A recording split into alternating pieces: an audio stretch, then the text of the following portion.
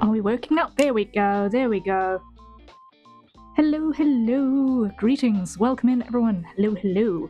My name is Harrier Citadel, avian alien sentinel of Fort Misthaven, perpetrator of creative chaos, general maker of things, and now with working audio because my OBS decided to throw my microphone away again, as it does on a periodic basis. Hello, Alex. Welcome in, welcome in. We are here. An hour late, but we're here. Oh my word.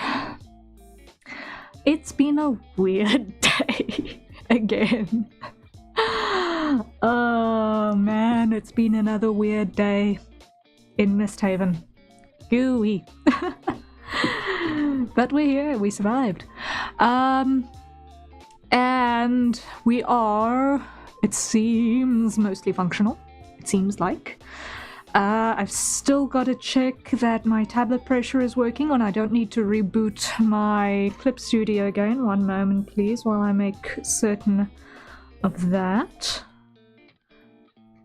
It would help if I actually had a brush selected and not a selection tool. Come on. Are you gonna do the thing? Okay, I do in fact need to restart Clip Studio because that is not doing the thing. Yeah, it does that every now and again. I think it's picky about how it wants to open things up. And also how many background processes are open as well.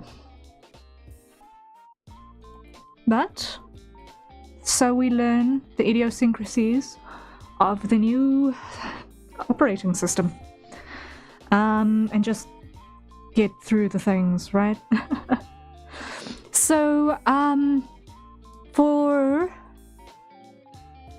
is Linux treating you well? For the most part, yes, actually. My brother was most surprised because he assisted me with getting the server network connected so that I could open things up in Blender in the correct way.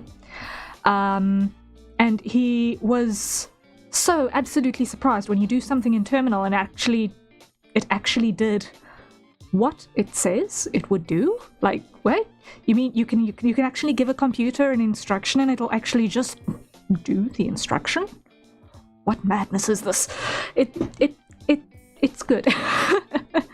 Like, figuring out exactly how to give the instructions sometimes is a little bit of an interesting challenge because you need to kind of know exactly what questions you need to ask to find the right solutions to implement. And for some people, knowing what questions to ask can be a challenge. And you know what? Fair, that's understandable. But once you know, okay, what questions to ask, then finding the solutions to those correct questions is actually not that bad. And then things actually work when you plug the answers in. It's great.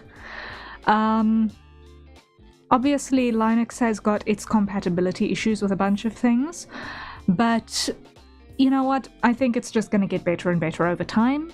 So I think this is as good a time as any to get used to working with it because, man, oh man, it is... does Final Fantasy XIV work yet? I have not checked again.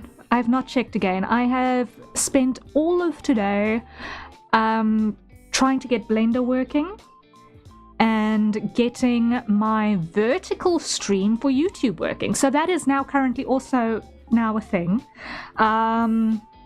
as well, because it's just another way that people can, you know, get eyes on content, right?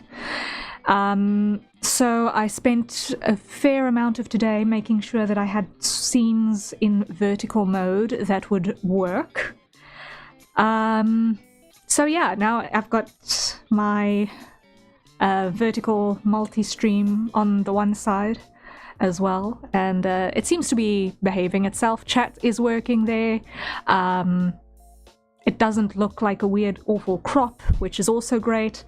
So I've got a whole bunch of stuff working on that side. I've still got about 3 of my scenes in OBS that I still need to rebuild for the vertical format, like the hand can stream and the treadmill Zatsu screen and so on. I still need to rebuild for the vertical format, but all of the big ones, the start, ending, be right back, the main screen that we often operate in, the chatting screen, all of that has been converted into vertical format and is now currently live alongside our normal landscape HD format. So that's a little victory. That's a little victory. With the advent of the new requirements for reaching YouTube partner coming in February, as many watch hours as we can get is great. Shorts are not necessarily the kind of thing that I generally make a lot of. You guys have probably noticed this. So making use of the shorts format with a vertical stream is the best way that I can think of to kind of get that accessibility. Whether that counts towards short views or towards long format views, I do not yet know. But we test it out, see how it goes. And yeah, we shall see. Tis what it is. Hopefully it works out. Yeah, hopefully. So we are going to be doing a lot of fixing continuously for the next couple of weeks, testing things out and so on. For today, we are going to be continuing with fixes on animatic for Stephen Afro and the music video animatic that we're working on. We're going to be redrawing a couple of the frames that we've already done because I've been looking at them and I feel like I'm not happy with the character design consistency, if I can phrase it that way. She doesn't look like the same person in all of the frames, and I don't like that.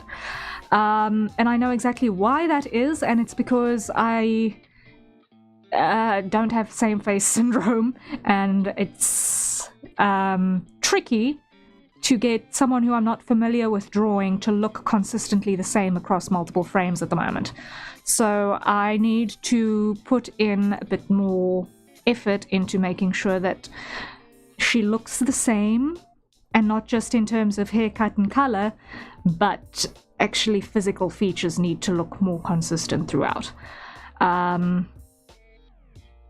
So yeah, I've got a lot of work to do. I would imagine the different poses would make it harder too. Yeah, I think what part of my issue was that I was too in a hurry to get into the inking phase, and it backfired on me. What also backfired on me was going for the very, very thin inking style as well, because as you guys saw yesterday with the coloring in phase, the way that the colors kind of just bled out past the vector line, even with anti-aliasing on the full bucket, I don't like that at all. So I do want to go for a slightly thicker line style on that, and basically just do a bunch of corrections. So for today, I'm not going to look at the backgrounds much. I'm just going to be looking at getting shapes consistent and better. Just better. So that is going to be our game plan for today. Now, if I can just get a test over here. Let's just see, are we going to now have our pressure? Yes, we've got pressure back. Awesome. Awesome. Coolio. That helps. I believe then that we can now migrate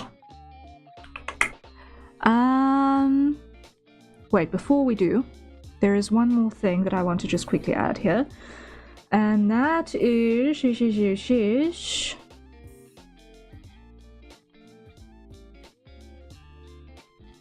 Let me just see, what's it called again? That, okay. I just want to add one thing to the verticals which I spotted was missing. Just now, there we go. And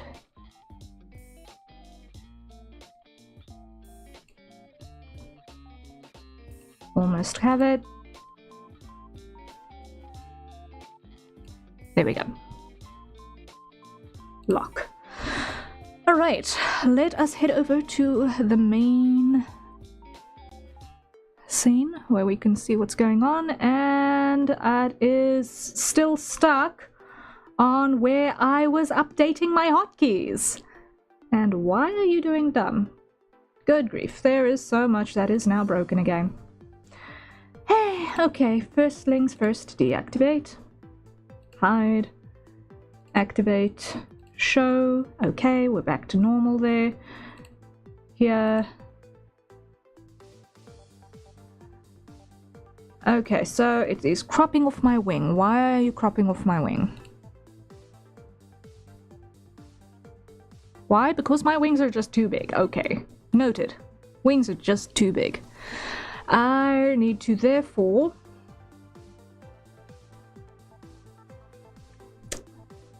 make a plan. Doing.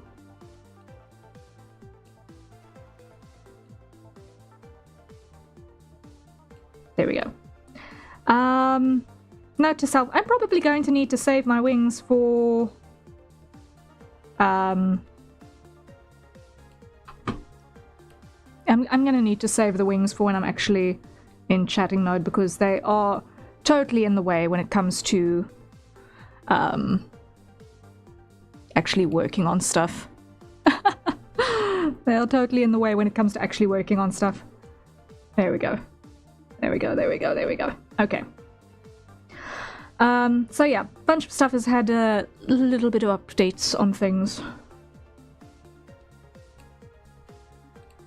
Now, let's just see, add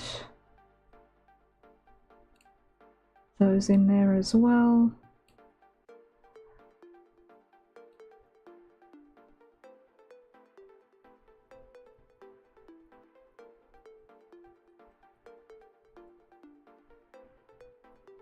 Like that.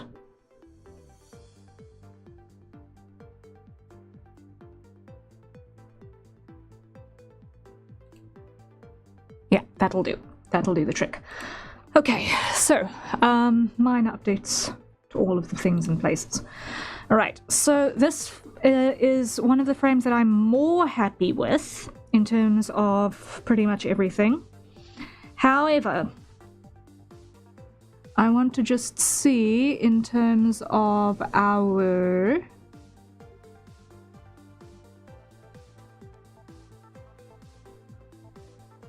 line weight. Let's see what happens if I punch this up to like 4. 4 is better.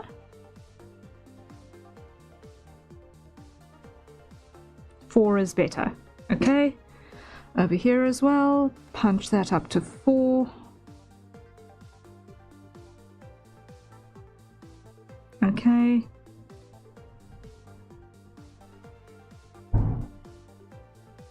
Yeah, that's better. It's got a bit more presence.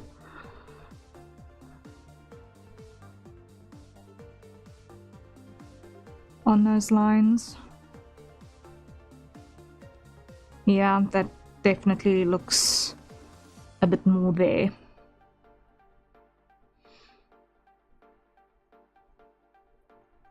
Okay, so this one I'm happy with in terms of our character's general shapes and proportions. She looks like how I want her to actually look. What I do want to do is also, while I'm on this page, I want to actually also do my stylistic checks as well. Make sure that she looks kind of on brand for the kind of character stylizing and character art that I want to be my visual look, basically. Okay, come on, cursor, catch up with me, please and thank you. Yes. Okay. We start.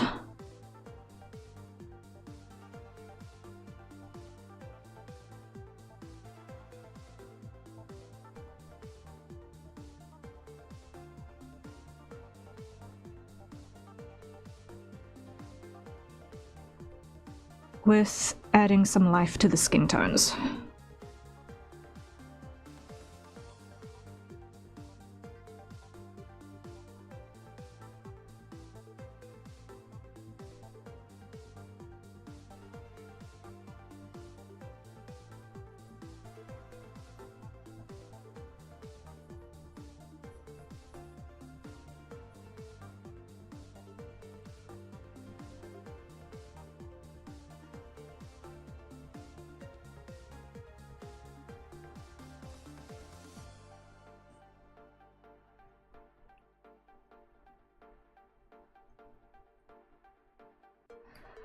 Alright, and then over here.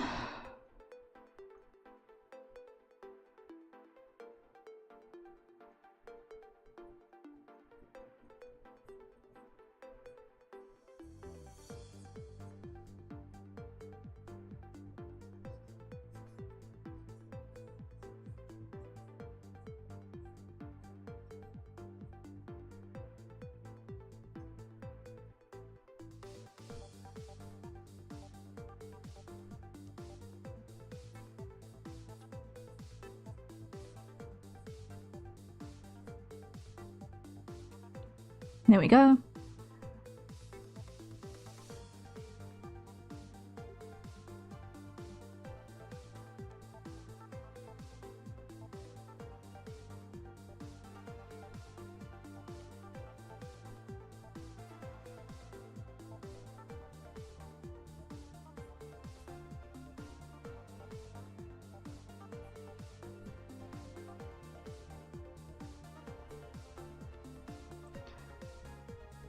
Alright. Something like that. Airbrush.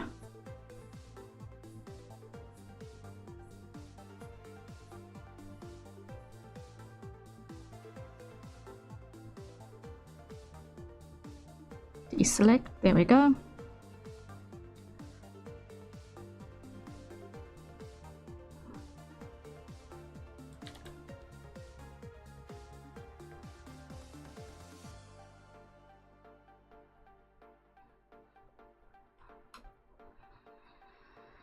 Okay, it's already looking more designed. Krahazik, hello, hello, welcome in.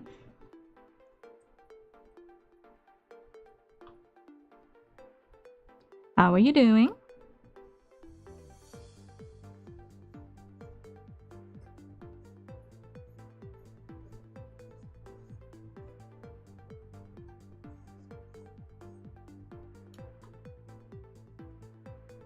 Yes, that is definitely looking better. Okay.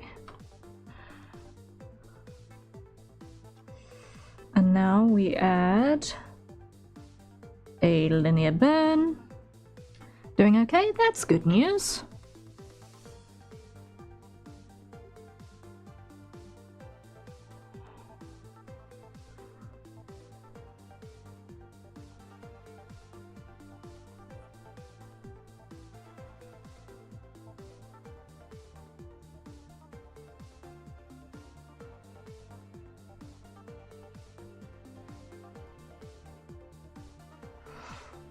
Now, the linear burn layer is pretty much going to be our ambient occlusion type layer. It's more about giving form than giving lighting. Although we do put a little bit under the nose.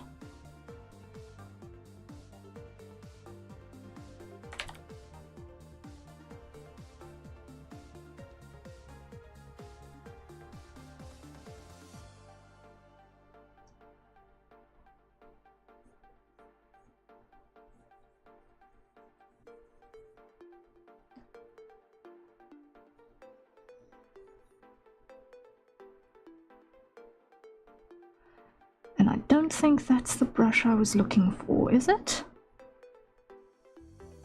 Is it? Or was it this one? It was this one. This was the brush that I was looking for.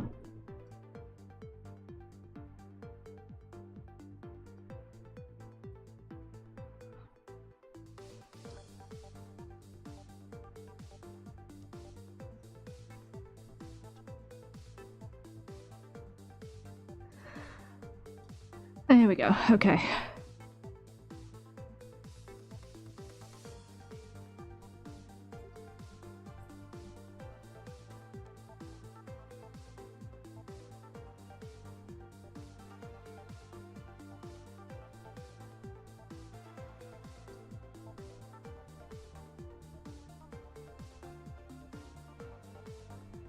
Is it really though?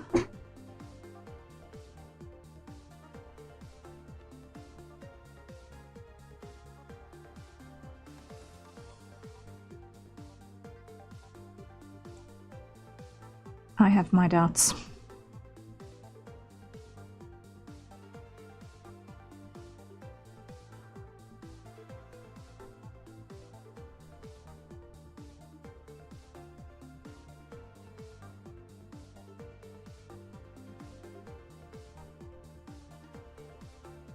Anyway, so far so good.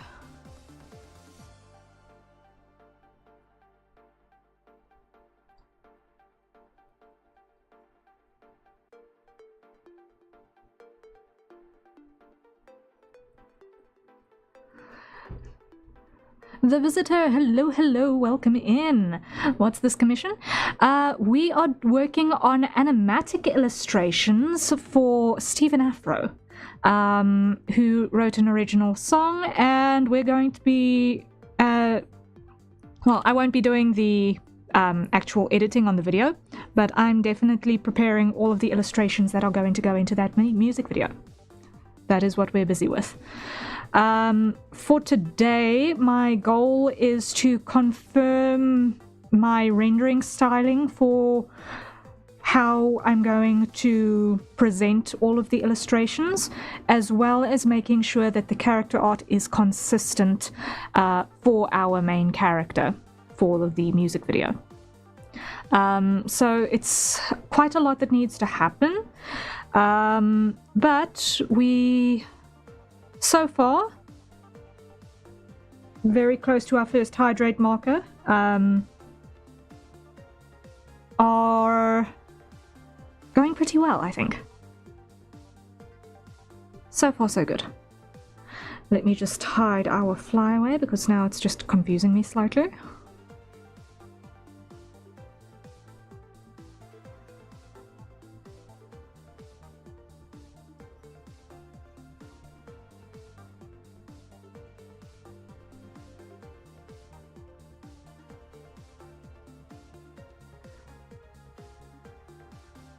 That's actually so cool. Thanks for sharing. No, it's an absolute pleasure.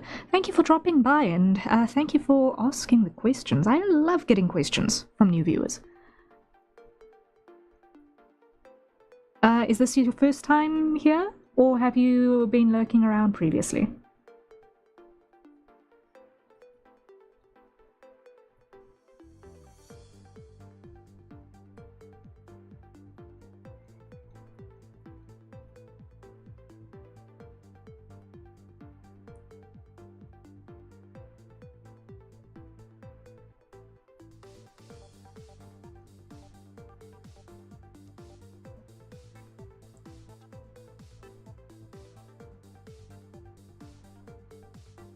And this one is also going to want a linear burn. This is my first time. I've been getting recommended art streams lately since my old friend tried doing it some days ago. Oh, nice. Okay, that's awesome. Kudos to your friend for taking the plunge to start streaming art as well. That's always fun. Always cool to see new people doing art things. Woohoo! No, but it's an absolute pleasure to have you joining us. That's so cool. Well, I certainly hope that you enjoy your stay. We do a bunch of commission work on this channel, but I'm also working on my own original stuff in between everything else. So me, Krahazik, and one other person who has not made their appearance yet this day, are actually working on... We're very early in the phases of it, but we're actually working on putting together a game, a visual novel game type thing, basically, featuring my VTuber lore. So that's something that we're also going to be working on. So I've been doing a lot of the visual development and things like that in relation to that lore project. I call it Project Misthaven, on the channel as well. So in between commission work, which keeps me fed because this is my day job, we are also working on original content too. So Krahazik has been assisting with modeling of environment pieces. He's been doing architecture for us and things like that. And the other person, Eldritch Horror of Bread, is assisting with the coding. And they're both streamers as well. So Krahazik, I believe, is more active on Twitch, but yes. Is it going to be a 3D game? Yes, it is going to be a 3D game. More visual novel leaning, but if we can get it right, I would very much like there to be an exploration and combat aspect to the game as well. It's not like a dating sim. It's not a dating sim. It's a story. It's more like an it's more RPG than dating sim, if I could phrase it that way. As far as the visual novels go, I know that a lot of people, they think immediately dating sim as soon as there's a visual novel. But 'tis not the thing. Visual novel with interactive elements? Pretty much, yeah. So I know there's one or two, okay, more than one or two.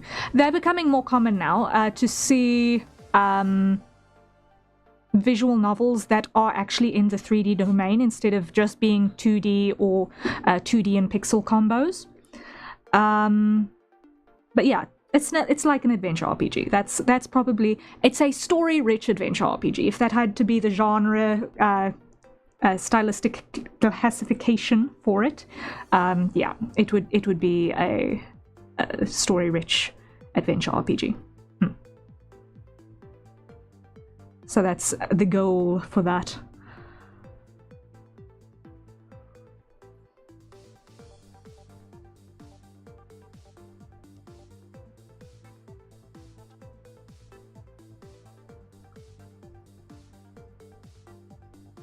What we are working towards.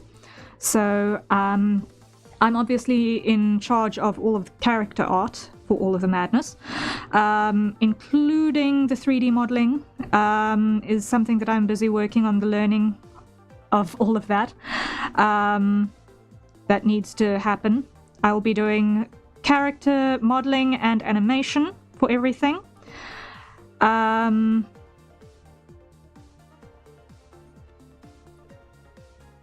Krahazik is doing environments. We said Brett is working on our coding. We're all doing it for the love of creating things. It's pretty much, I'm getting supported by the audience, but everyone involved knows that I've got a zero budget, so we're just doing it for love and portfolio.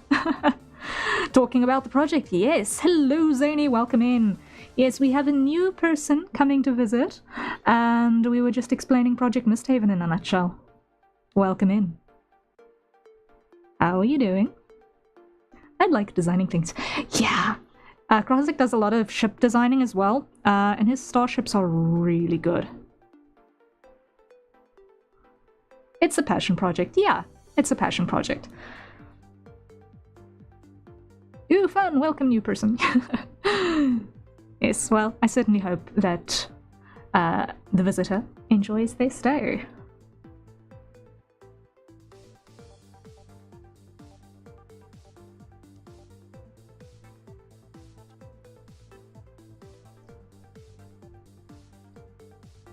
We've yet to determine what the project is going to look like in terms of music and things like that.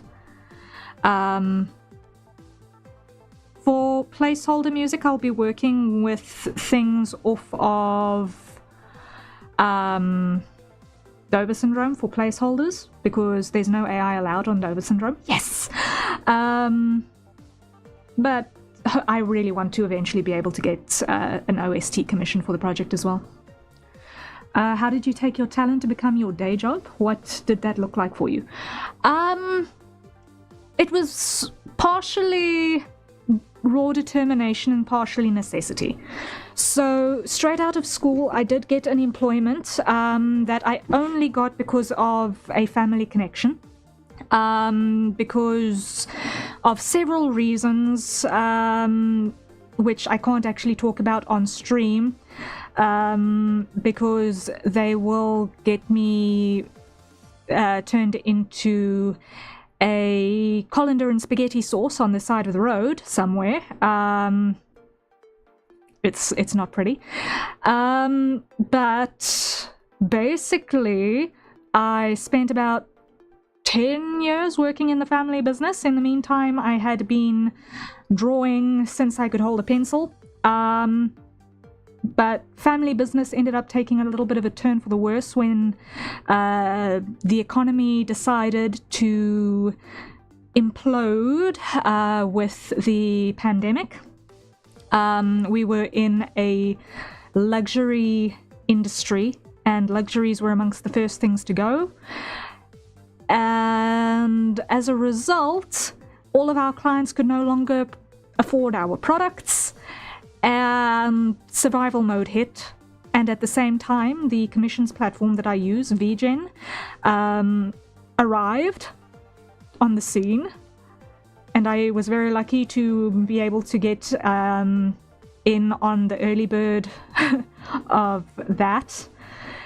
I was able to get in on begone, and since then I have been taking commissions to cover my expenses, and it's been going surprisingly well. So yeah, it's just been a matter of, okay, looks like the rug is out from underneath us, and panic. But we survived! Basically, in a nutshell.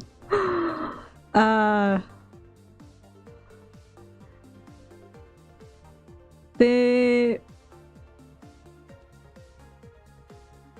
are a lot of nuances that I've left out of that story, but in a nutshell, that's it. That's awesome. Yeah, everyone's got their own weird and wild, wacky path that we go through. So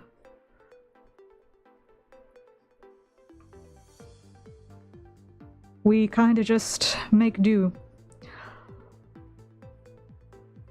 And yeah, I felt like working in a creative space was something that I was kind of always supposed to do, honestly. Also, just as a warning, we are about a minute away from the hydrate reminder, so if you hear an alarm go off in about a minute's time, don't freak out, don't panic. That is an egg timer that I've got living next to my desk specifically so that we can remember to have a drink every now and again, because these streams can get long. So we've got a hydrate reminder going on. That will go off soon and very soon. But yeah, like I've been in the periphery of game dev also for the longest time. I think my first foray into anything 3D was somewhere around circa 2013, 2014. Back with MMD. So yeah, I've been on the fringes for a very, very long time. And basically at the moment we're in a phase of, well, I did not get involved in all of this for nothing, let's just make it work. And there's our hydrate timer. So everyone, time to acquire our nearest safe for consumption beverages, and let's take a sip.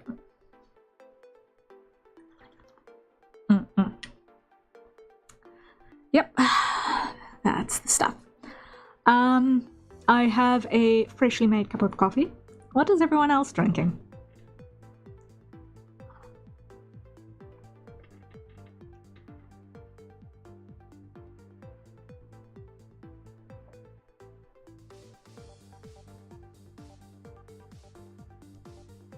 Got some tea. Ooh, nice. What kind of tea?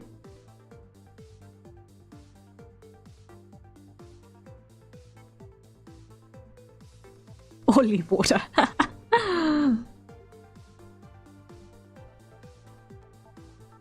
Water presently? Okay.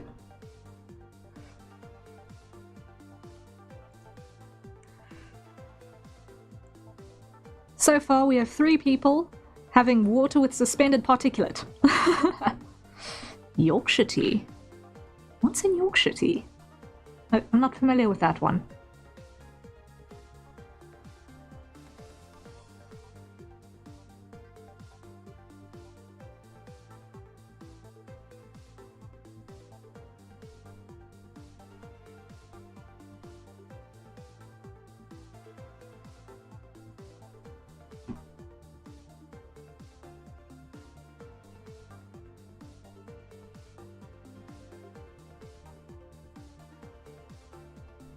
Best tea in the UK? Ooh.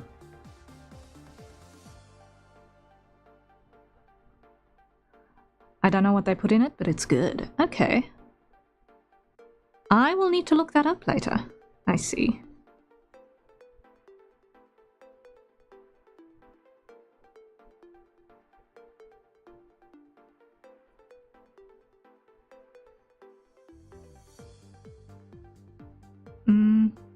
Yeah, that looks just about there. I'm still getting used to how these brushes behave again, because I did kind of lose a bunch of settings with the crash. Because I'm pretty sure since these got exported, I did fine-tune them a little bit. But so far, we're kind of close to how I'm used to them behaving.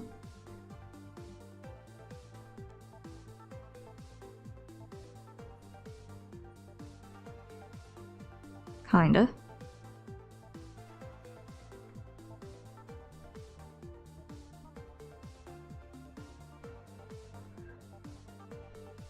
Yeah. I had a computer crash last Friday? Yes, Friday.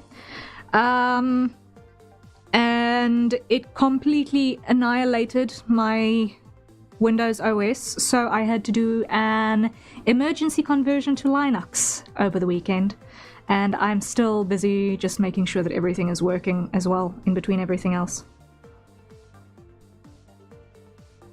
Because there was nowheres on this blue earth I was paying for a Windows license again in this a second time in a 12-month period, or at the moment a 6-month period. There was no ways on this blue earth that I was doing that.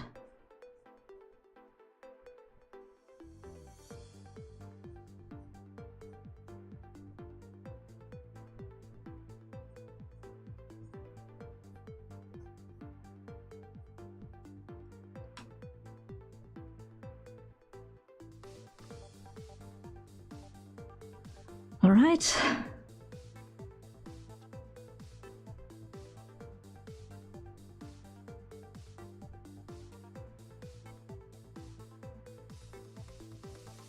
Lock that one. There we go. Clip you down.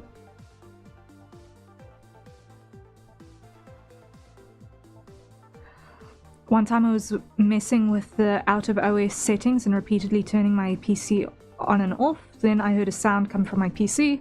Nothing fixed it. I had to completely replace the motherboard.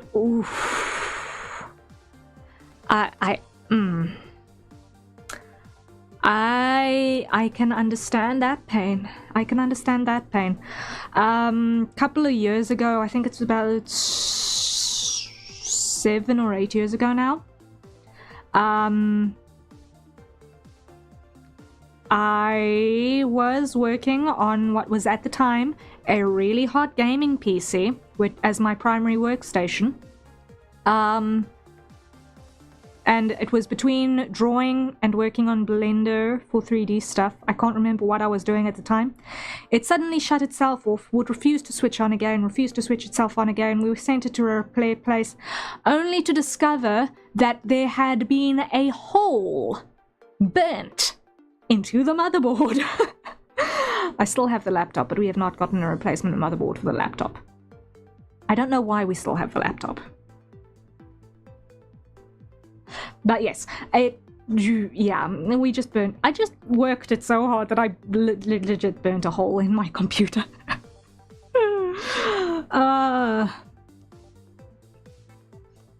And yeah. Was it 8 years ago, or was that 2021? Was that 2021? With the riots and the floods? I think it was 2021. Or am I thinking of a different...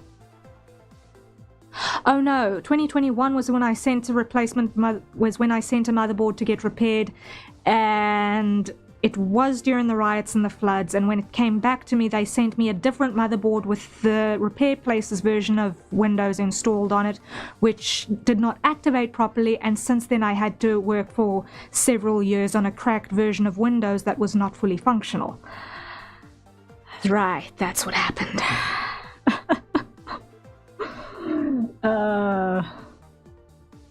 I've had a run of it with PCs, huh? On the topic of OST, I may have a connection. Ooh. I'd have to talk to them about it. I do primarily make remixes right now, but I've made original compositions as well. Food for thought. Ooh. Ooh. Well, if you can send me their name, I'd like to hear what their kind of style is. I would absolutely love to support them. So, yeah, look, any suggestions you guys have for composers, send them my way. Even if that we don't end up commissioning a piece from them, because I do when it comes to the musicians at the very least, or anyone outside of the core team. If we get anything for Project Misthaven who's not someone who is someone in the community who's invested personally for love and portfolio, basically. Anyone who I do get to do stuff for Project Misthaven, I do want to get work from them commissioned. I do want to actually be able to pay the outsiders. So like the two people who we have adopted character designs for, they got paid, and they're going in the credits.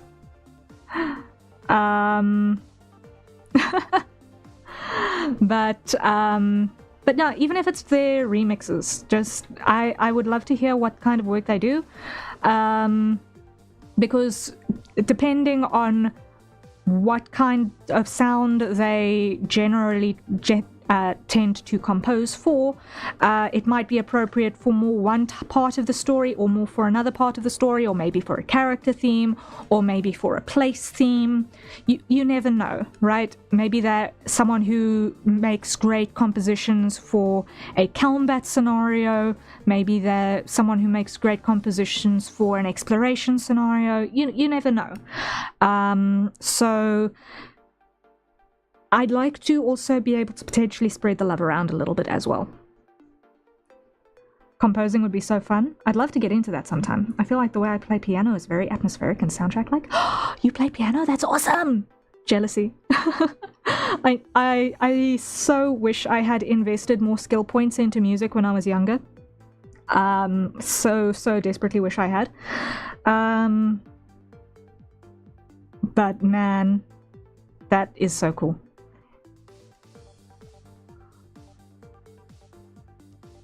That is so cool.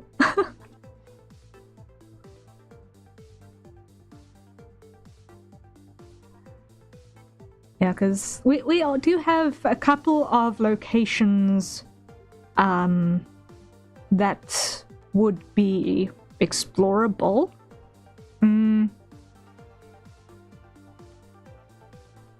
Or rather than saying locations, different moods of exploration. So yeah, it would be interesting to have a couple of different vibes going around. Like, I don't know if we're going to see the interior of it, but I do know that we've also got a theatre that I had plans for how it could integrate.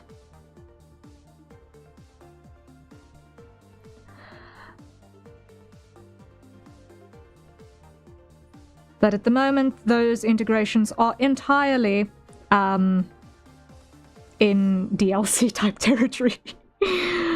But you never know if there's going to be a point in plot where, ooh, maybe we can go into the theatre. At the moment, I'm still busy doing the capturing of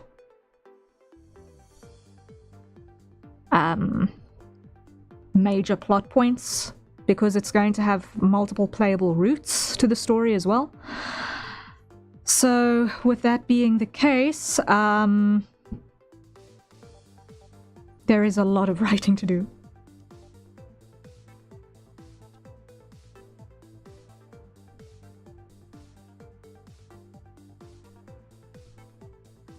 So Harrier is only one playable character in the project out of 9.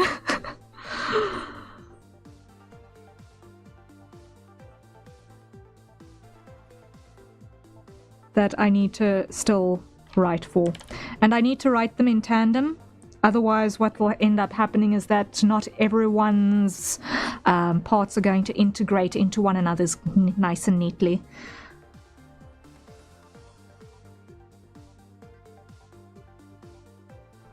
So it's, you write a little bit here and then a little bit there, and then you think about, okay, how will this character interact in this scenario? And it's like, okay, in order to know how that's going to work, you need to write how they met in this particular scenario, 5 bullet points back from the other person's point of view. And it's a lot. But it's fun. I'm enjoying it.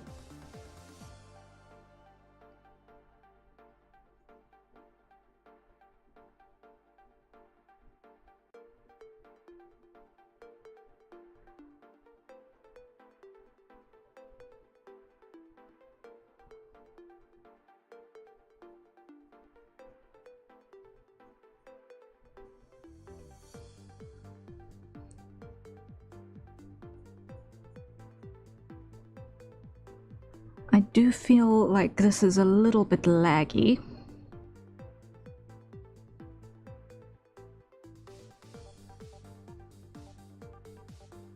And I don't know at this stage whether the lagginess is hardware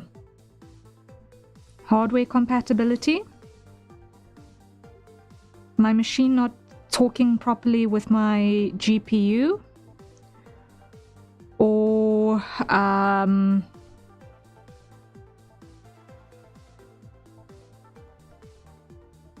software compatibility, I don't know.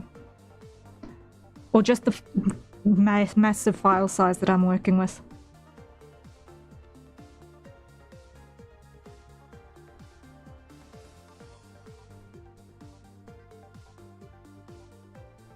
All 3 are possible.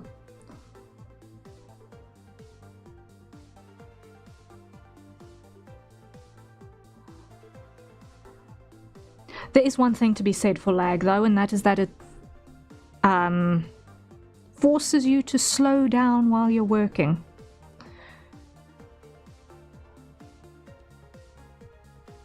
Not great for webcomicking.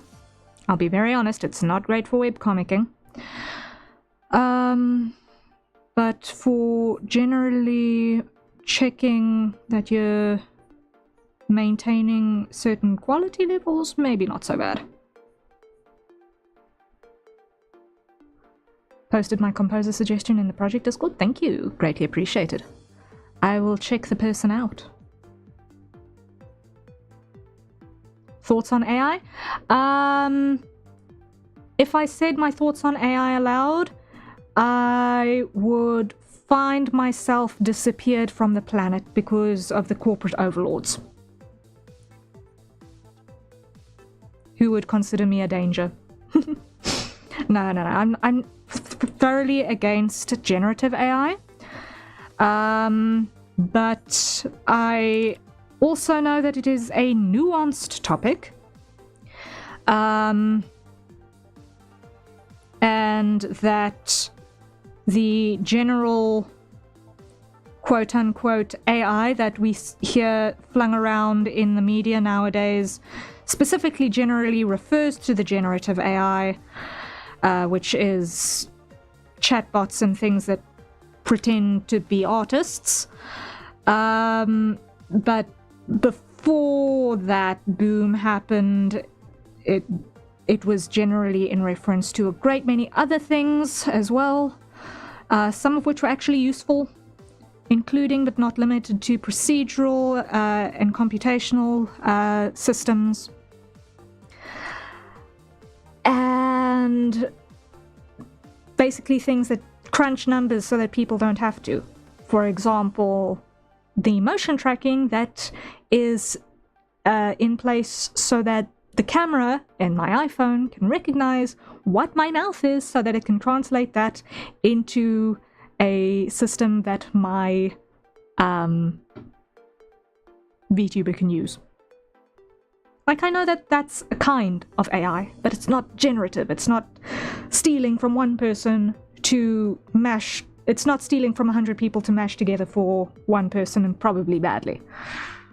Right? Very useful for coding, surprisingly. I would argue that generative AI for coding is actually also not good, because it means that the more coders rely on it, the less they're actually going to understand what's in their code. And already I've heard horror stories about people who say, what was the tagline I saw in one screenshot? It was a comment line in a strip of code that said that had, once upon a time, only me and God knew how this code worked. Now only God knows. So good luck. Yeah.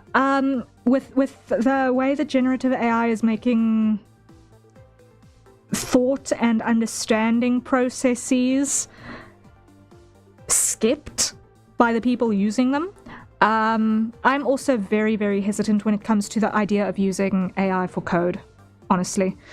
Because it's so easy for things to get out of hand. My friend works as a coder for a big company and says he knows what he's doing. He uses it to speed up the process. Yeah, like if you know what the process is, then you can debug it when you see that it's doing something really, really stupid. The problem is when people who don't know what they're doing is using it. And that's a really, really big problem. It's only good if you know how coders, what I've heard, yeah. My brother has also used it for some speeding up of processes in the same way that you described there. I am personally torn about it because I know what it was trained on as well. And it's like, yes, I know it's part of the theft machine, but I also know that he knows what he's doing with it, and it's one of those nuanced. I see why they're doing it, but it doesn't make me like it anymore. Right? I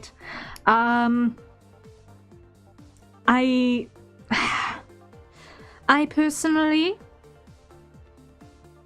if I could have my ideal way, I would prefer for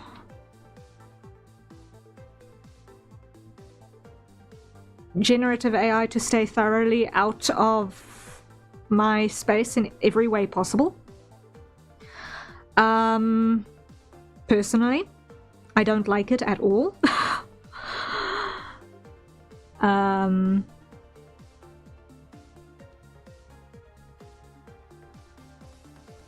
But yeah, you see what I mean? It's one of these very, very, very nuanced conversations, and it's kind of really just, it's a pain point on a lot of fronts. I'd love to know that I'm dealing with something that's not stealing from me as we sit here. Unfortunately, I know that Google will train everything that goes through YouTube on Gemini, whether we consent to it or not. And I hate it. But at the same time, we haven't really got alternatives that are 100% viable, because every content platform is training a generative AI nowadays, and it's driving me insane. But you go where the audience is, because otherwise you don't eat next month. You know? It's pain. It's pain.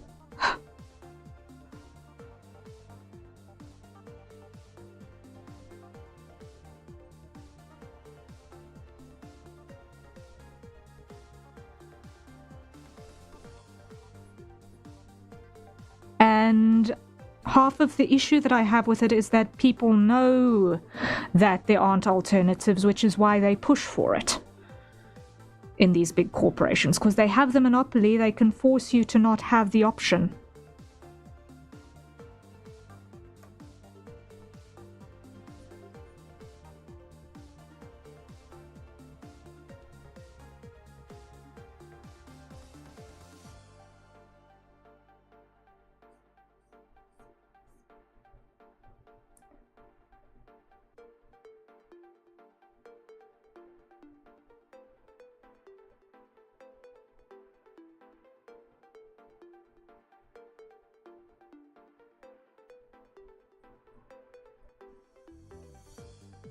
I think that's part of the thing that makes me most angry, is that we get forced to not have a choice. Not really.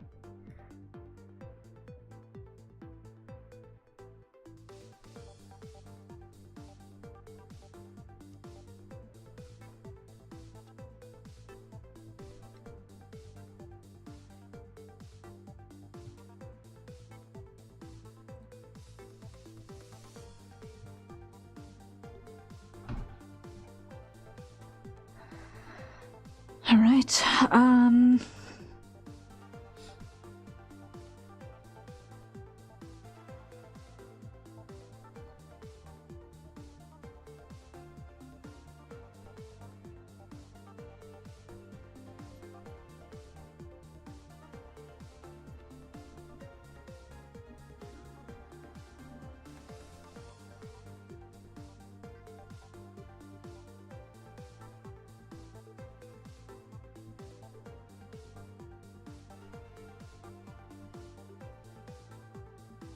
Something like that.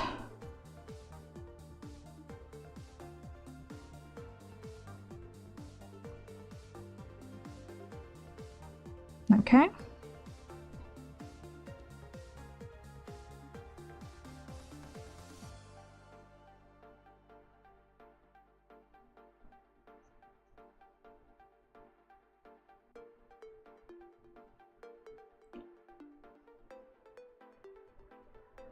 There we go.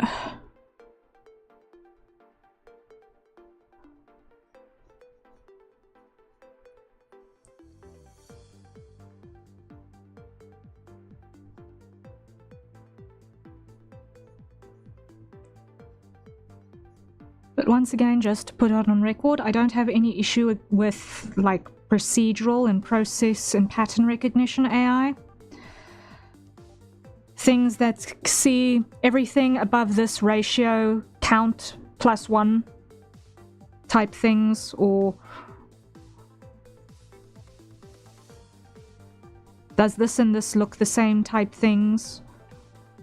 Or count this stuff really fast type things?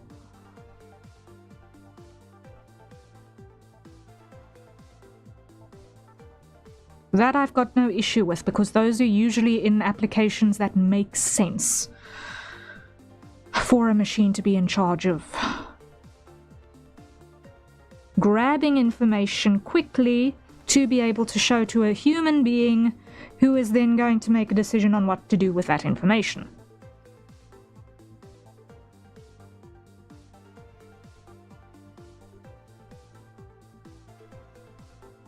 But it's not trying to think on anyone's behalf.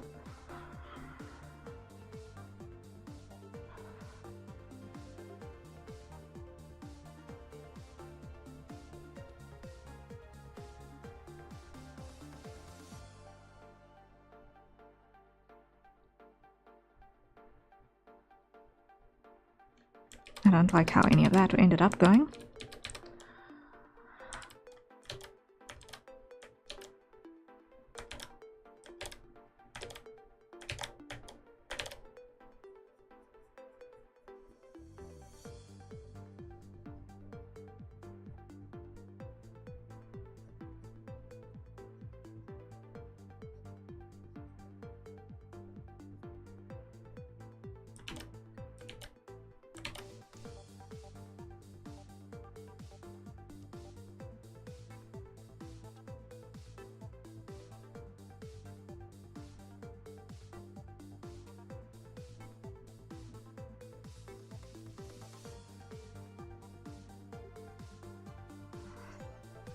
Do you use a screen tablet or a non-screen one?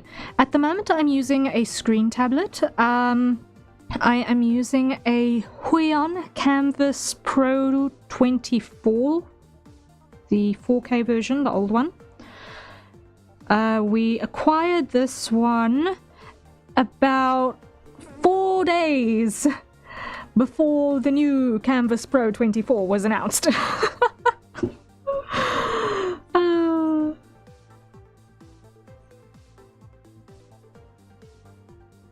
Of course, my old one was giving up the ghost.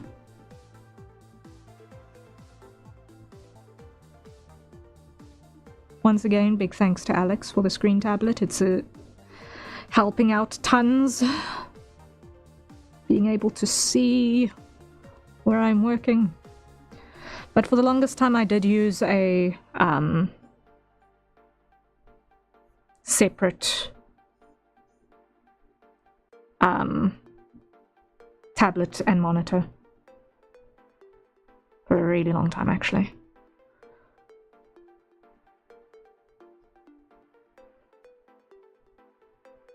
Okay, we're starting to get somewhere.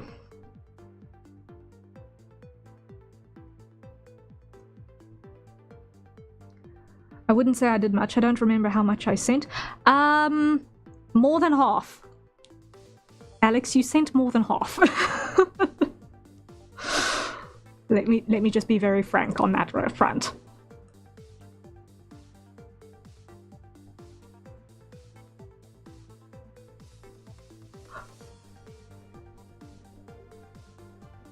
Like, I am still shook by that. Out of my brains. I have no regrets. I am glad, thank you.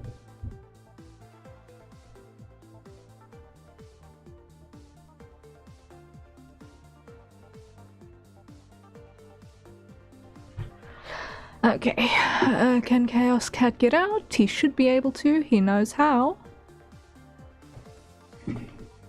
No, he's gonna ask me anyway. One moment, please. Let me just let the cat out the room.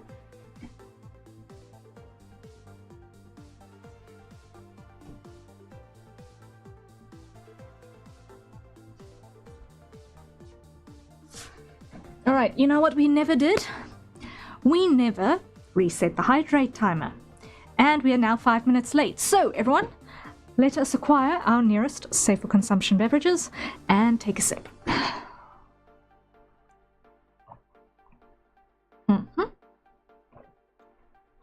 Coffee is now cold. The coffee is now very, very, very thoroughly cold.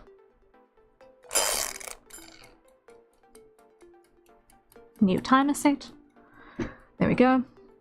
I just want to make one adjustment to my streamer laptop interface over here real quick because something is not vibing. There we go. That is better.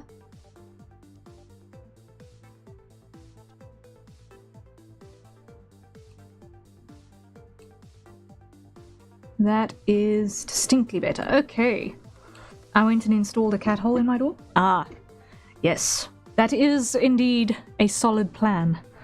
A very, very, very solid plan.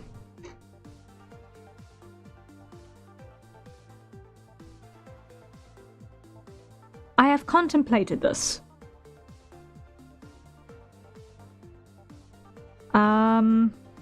However, I have also determined that even if I do get or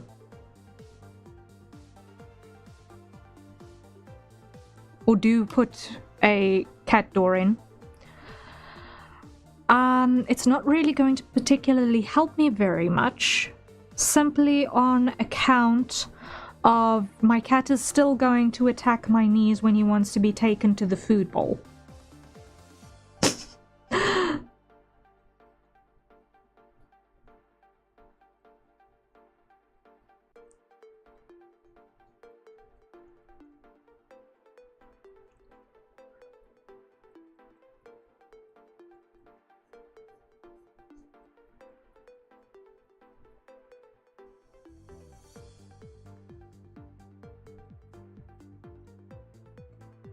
True. Yeah.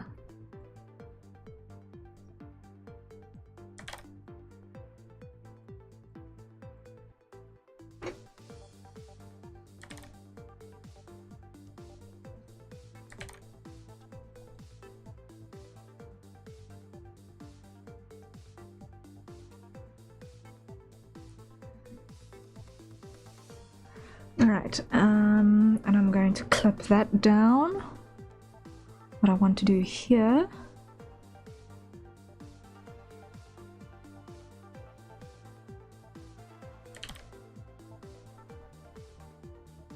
like that. Lock.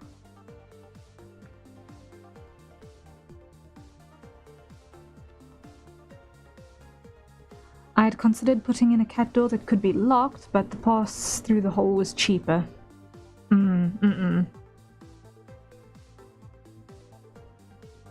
Yeah, that makes sense.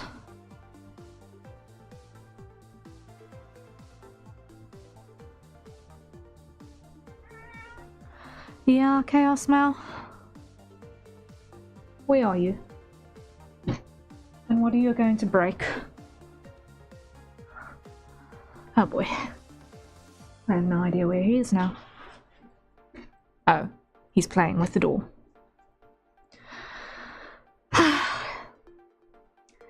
This cat loves opening doors. So, he does the thing.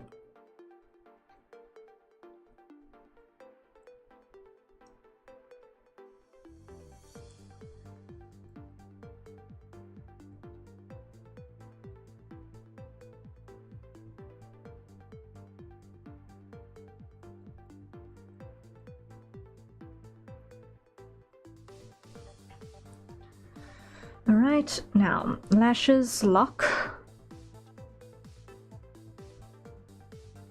Also, grab black.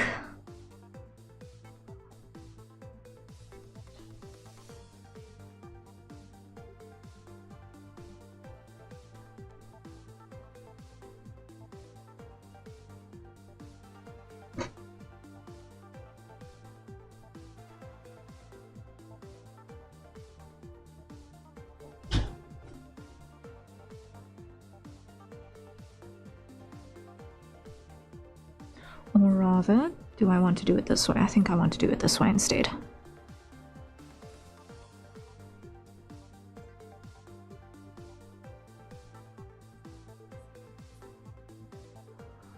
I once lived in a house that had a horizontal style door handle latches. Cat learned that they could just jump up and grab the handle, and when it swings down, the door opened. Yes, that kind of handle is the standard where I stay. It's still very much the standard style of door handle, and it is an abused technology in my abode, because the loud one over there, Mao, has definitely done so on several occasions, including but not limited to when one is using the bathroom. So that's not awkward at all. No, don't go there. That's the expensive spot. Move.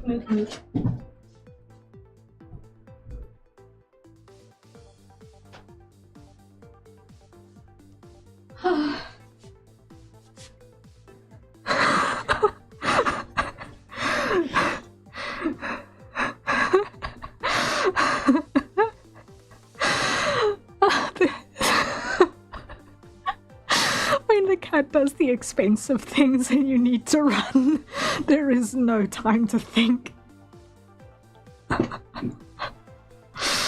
Like, he has learned that the number one way to get my attention is to jump on top of my computer box, right next to where my monitor is, and from there start, pushing things. Needless to say, I hear the tiniest movement when I am trying to sleep, and my eyes are snapped open because it smells expensive. But yes, save. That is indeed a good idea. Let's just do that. And use our scroll wheel so that we know when the save has actually completed. There we go. How far are we from our hydrate still? According to this thing, still like 20 minutes, but I'm going to have more coffee in the meantime anyway. Because why? It is the dead of winter where I am presently. We are in the middle of a cold snap. It has been raining for 3 days straight. And the coffee is now cold.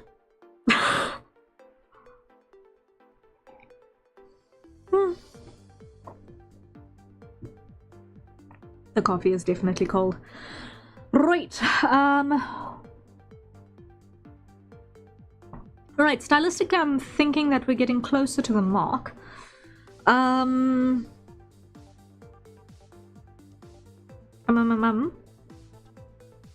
want to just see.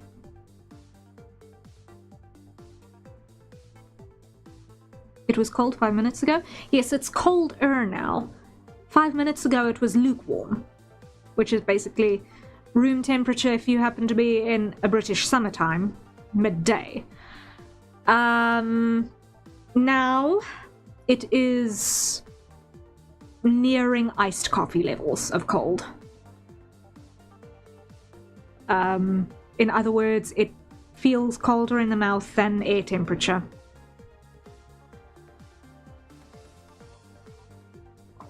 So I want to get rid of it before I am sad.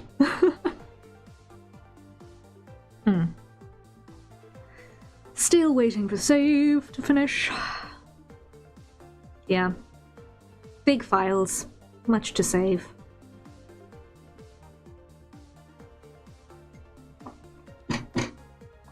And the coffee is gone. Okay. There we go.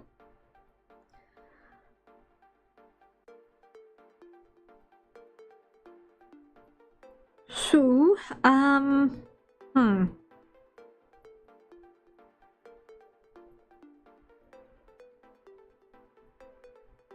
almost there. When the zoom jumps, we'll know it's saved. When the zoom jumps, we'll know it's saved. Okay. Okay, there we go. So I think stylistically we are pretty much there for this one. I just want to check one thing behind the hex curtain really quickly. In terms of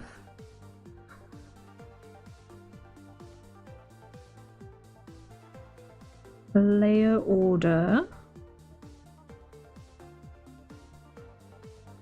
because it affects colors and what I'm going to do on the background for this particular frame.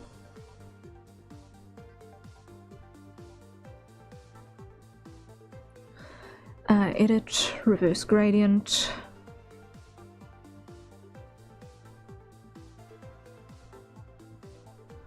Alright, and on this, I want to go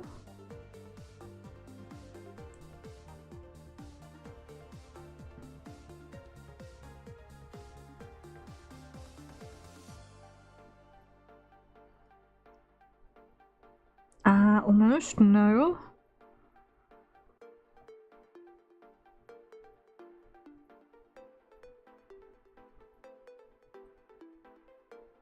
Something like that. Yes. Yes, that's what I want to do with it. Okay, cool. Go out of the hex curtain. There we go.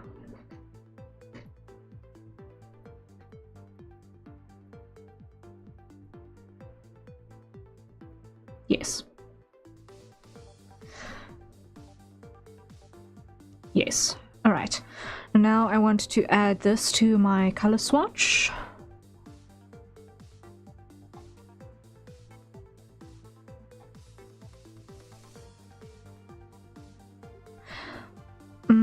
Which is going to be over here.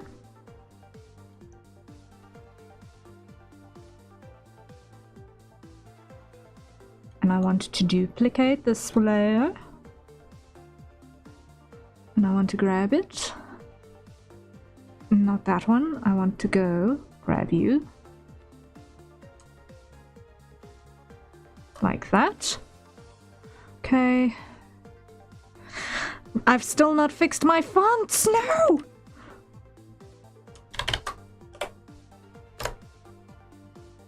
I forgot that I needed to still fix my fonts.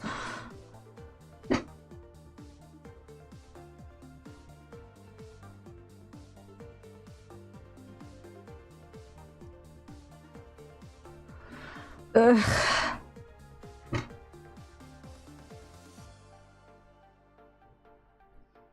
Fine.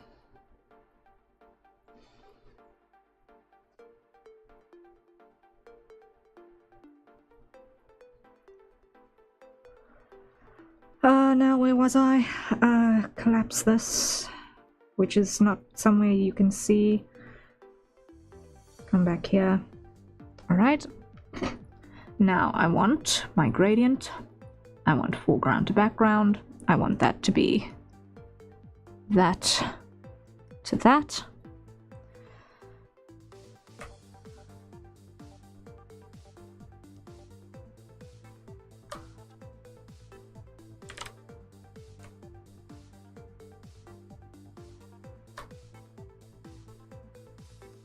Yes.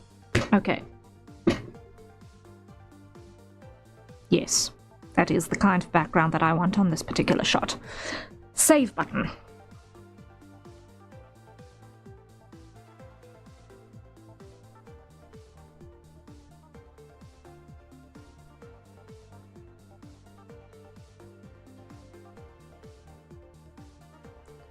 And scroll for test for when the saving is done.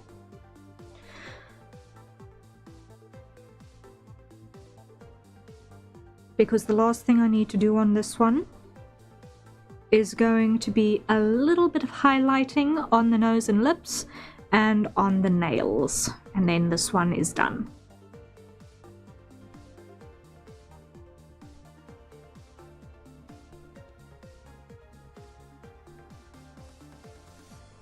As soon as it is done saving, please save.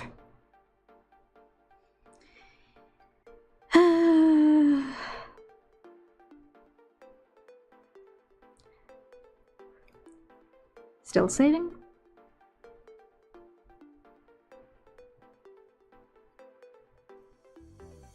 Come on, catch up with us, please.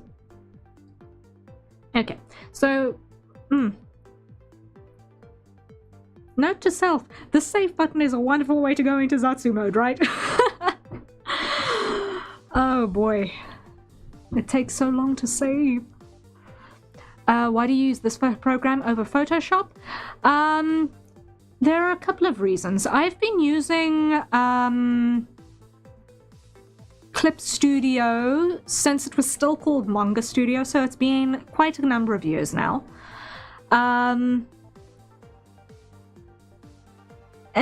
Caitlin, hello, welcome in. Good to see you. Welcome in. But to answer your question further, why you've been using this over Photoshop, is that a timeline at the bottom there? Yes, it is indeed a timeline. I am actually using Clip Studio's animation feature to actually plan out all of my layers so that we can flip between all of the frames relatively easily for everything that we are doing and working with. So we have worked on one frame so far today, but I have 43 that I need to finish for this commission. So it's a wee bit, just a little. But yes, to continue answering your question, half of it's got to do with the number of features that the software has got. It's like got a ton of features. Arguably, I like its brush engine a lot better. And also, when I got into digital art, it was just around about the time that Adobe was starting to charge subscription fees for using its stuff. You couldn't just buy Photoshop anymore. And broke student at the time, that was not appealing. Broke student in a third world country, doubly not appealing, because at that time, I don't know how many dollars it was, but it was still too many dollars for what my currency could consider viable. And I noped out of that long and hard. It was perpetual license or bust for me. And yeah, the licensing was one of the major considerations, honestly. I just could not afford Photoshop, and I did have a cracked version of Photoshop for a time, which I no longer have. And I didn't like it. Like, I used it as a PDF converter. Strictly as a PDF converter, really. Really? Third world? Yeah. Yeah. Let's put it this way. At current exchange rates, 1 unit of my local currency, or $1 converts to about 16 odd of my local currency. And a pound converts to about 20 of my local currency. And minimum wage in my country is $2 ish.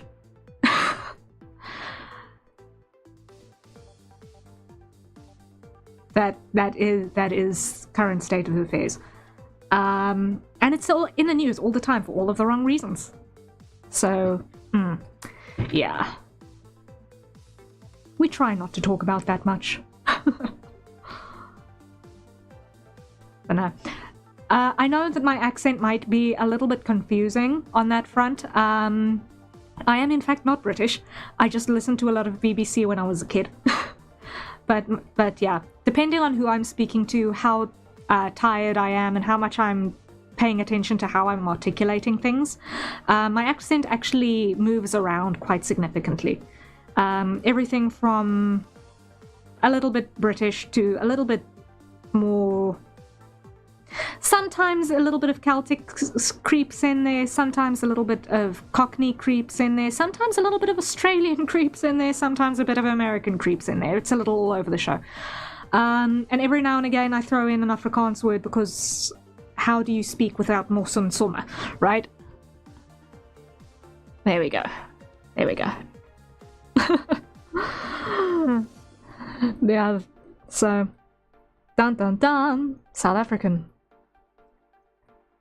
A stray South African has made an appearance. Truly alien. Yeah. Okay. So I'm happy with this particular frame. Check. Now, one of the things that I needed to do for consistency checks was to get proportions right across all of the frames, because that's one of the things that I was not happy with the other drawings that I had already done. With the computer crash and subsequent OS change, there were a couple of days where I was just not looking at this thing. And when I came back to it, all of a sudden I could see all of the mistakes. Like, it was bad. So, there's some stuff that I want to redraw. But what I do want to do in the meantime is grab a screenshot, right? Copy to clipboard and go create new from clipboard. There we go. Put that one over there. Yeah. Like that. Okay, that's our screenshot. And what I'm going to do with said screenshot is I am going to crop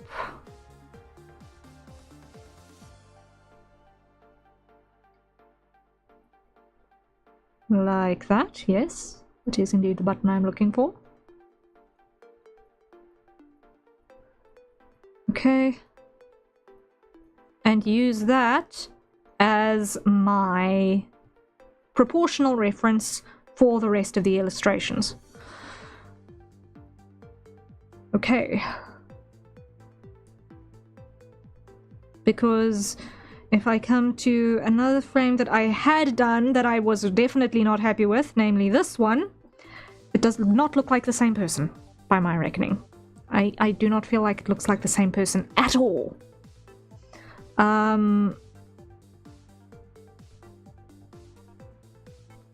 Like, even though I know in my head that yes, it makes sense for the jaw to be a little bit longer because the mouth is open, the nose shape I think is what's breaking me here. The nose shape is definitely what's making me feel iffy.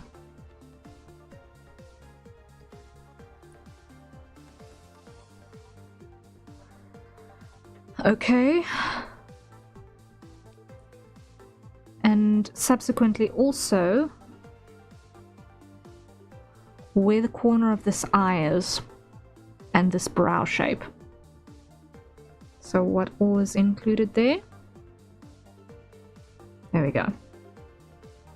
Maybe exaggerate the ends of the lashes, being concave by the chin a little bit more. Yeah. Like I think I'm seeing what you're referring to, because that it's maybe a little bit.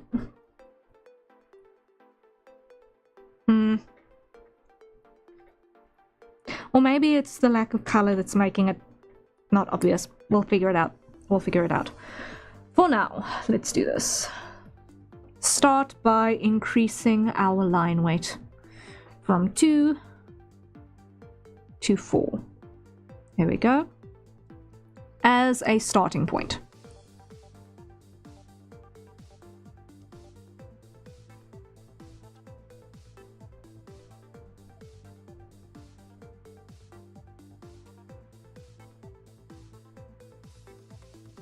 Hide that. Nope.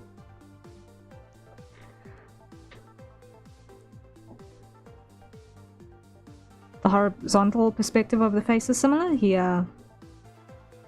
Let's do a little bit of rotation, because that will make it easier to check the matching.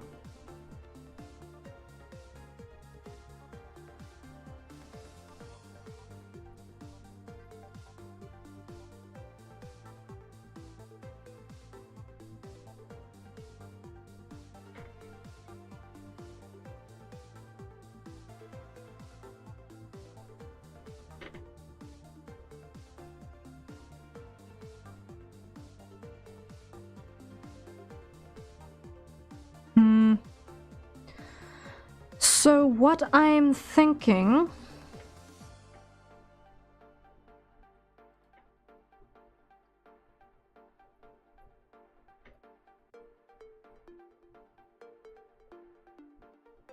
you know, when in doubt, cheat.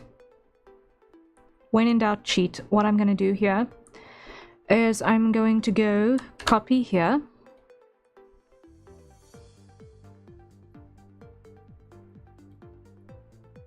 Hide.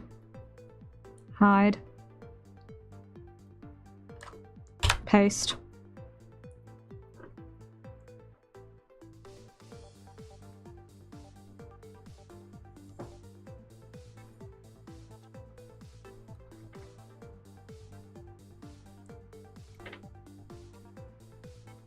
Let's get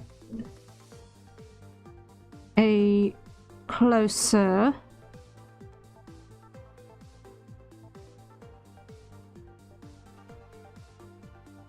approximation in place, right?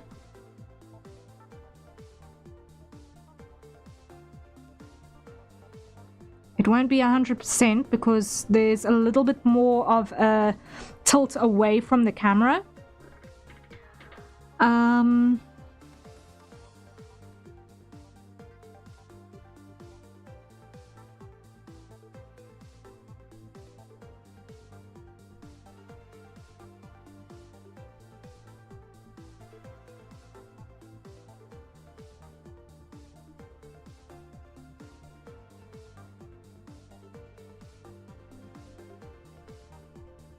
But let's start with that.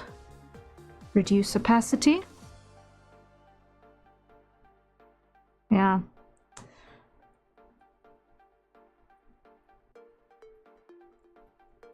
The total rotation away from...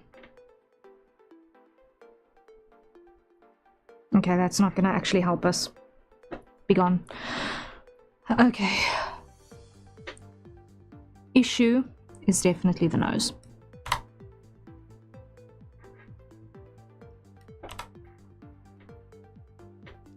And also this brow line. So let's start by taking those out of the picture.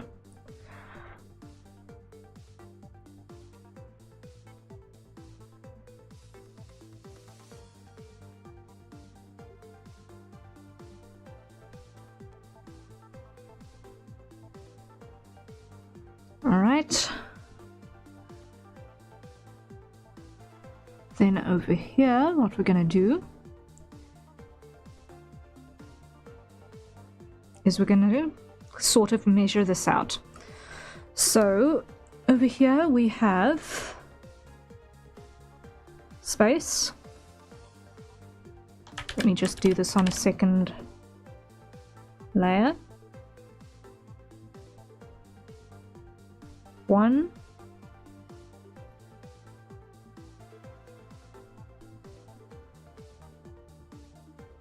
2,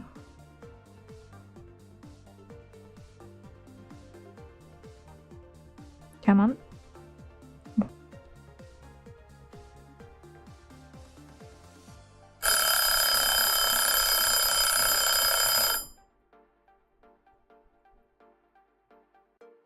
Alright, and that was our hydrate timer. So everyone, let's acquire our nearest safe for consumption beverages And take a sip.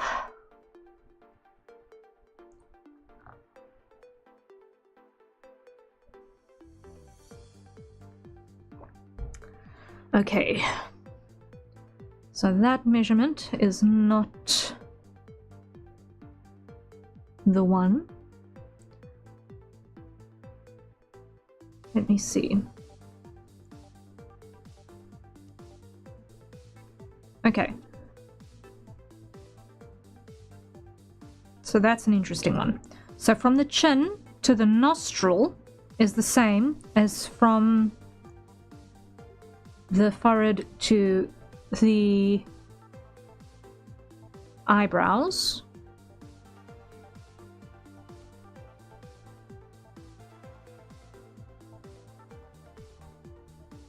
I just tried moving the mouth and it made a huge difference. Oh? Moving the mouth to the left.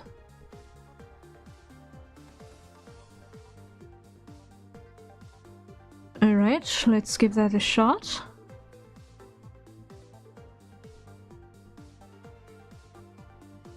I did feel like it was a little bit...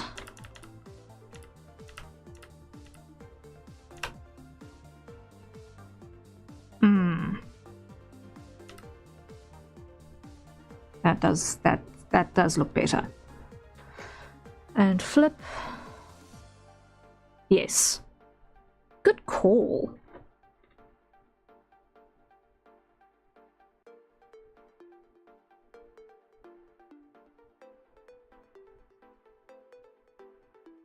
Hey. I thought I had closed this completely. Come on. You're not supposed to be here.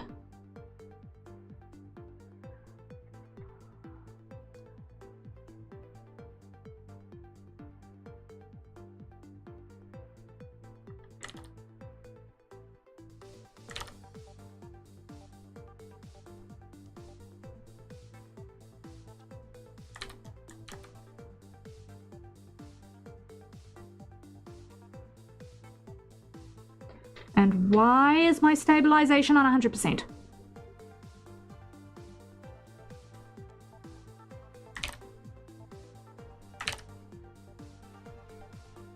There we go. I very much dislike it when stabilization is on 100 because it just makes everything chunky.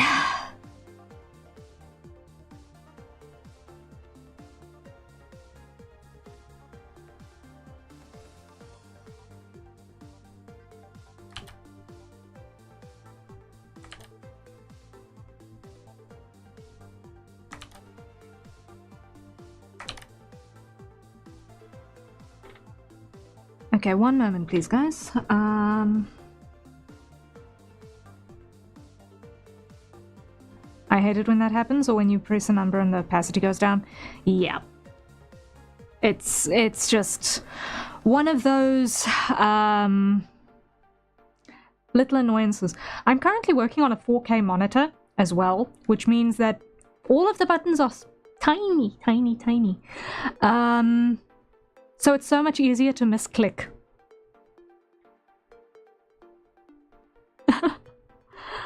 But it sounds, by the kinds of questions and statements you're making, that you are also someone who draws.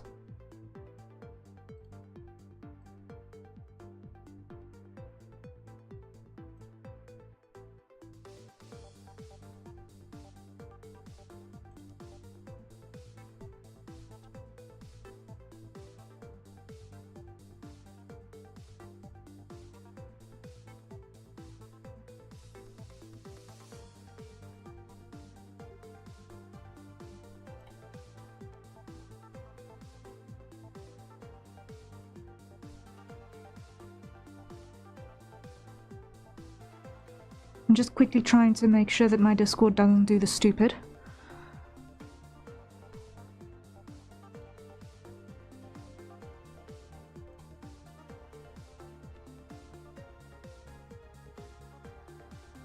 There we go. Now I shouldn't have interruptions anymore. There we go.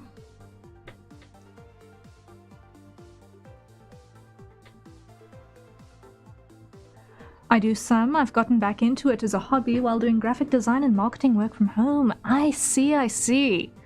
Awesome.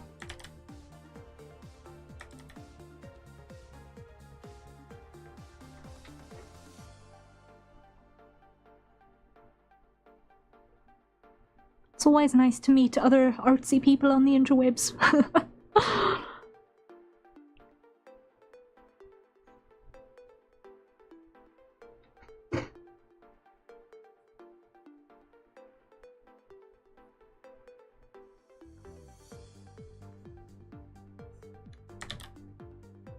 You know, it would help if I was working on the icing slayers, but oh well.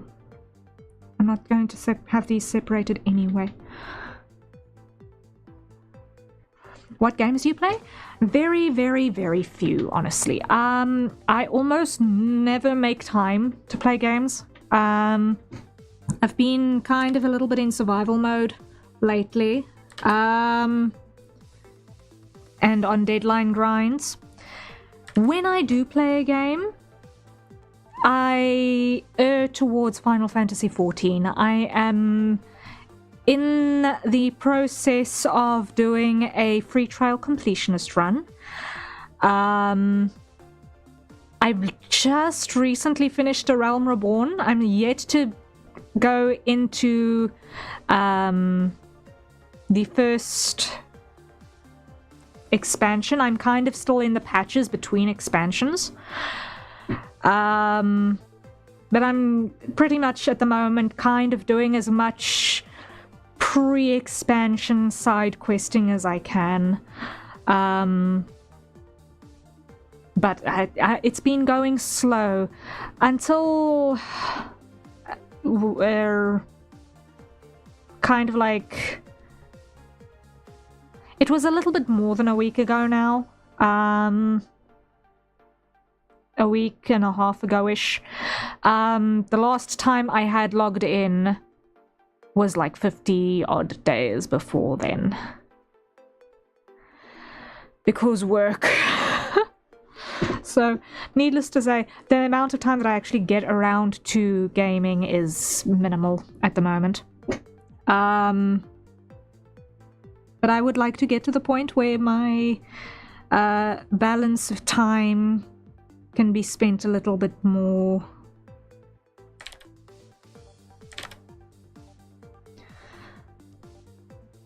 with some self-care in mind as well. Getting to that point is just taking a bit of time, but it's goals.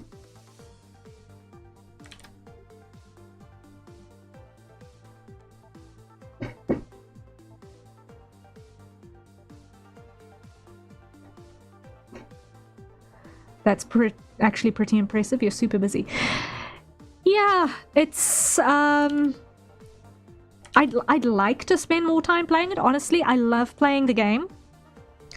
But between Project Misthaven and commission deadlines, I honestly just can't commit to playing it much at all.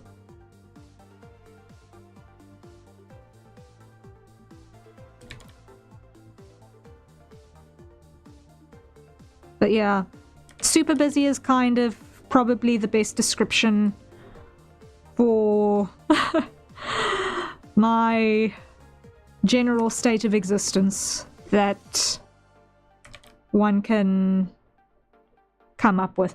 Oh yeah, because in between all of that, my brother got married at the beginning of July. So it's just been crazy. Like, even when work is on the slow side, my life is not slow because there's always something happening IRL. That is just as hectic.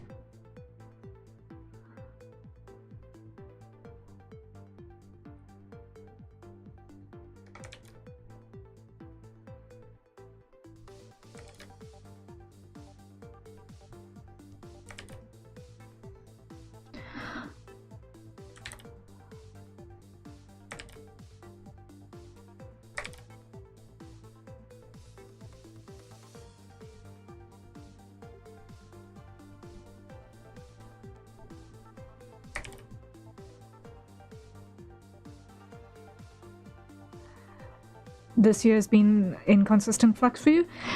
Yeah, let's phrase it this way. There is a reason why in my greeting I say I'm a perpetuator of creative chaos.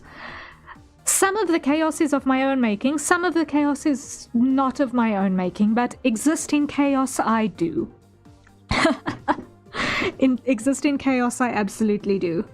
That is pretty much guaranteed.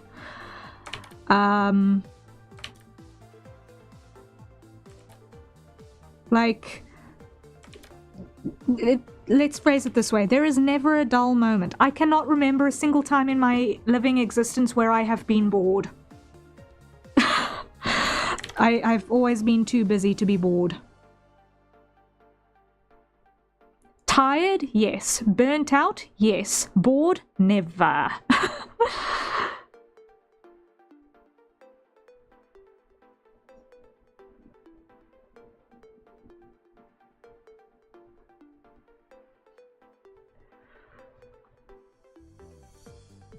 Okay, that definitely looks more like the same person.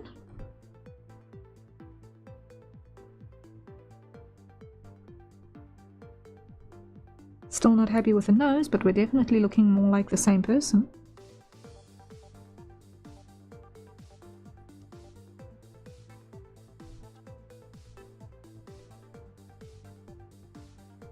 Yes.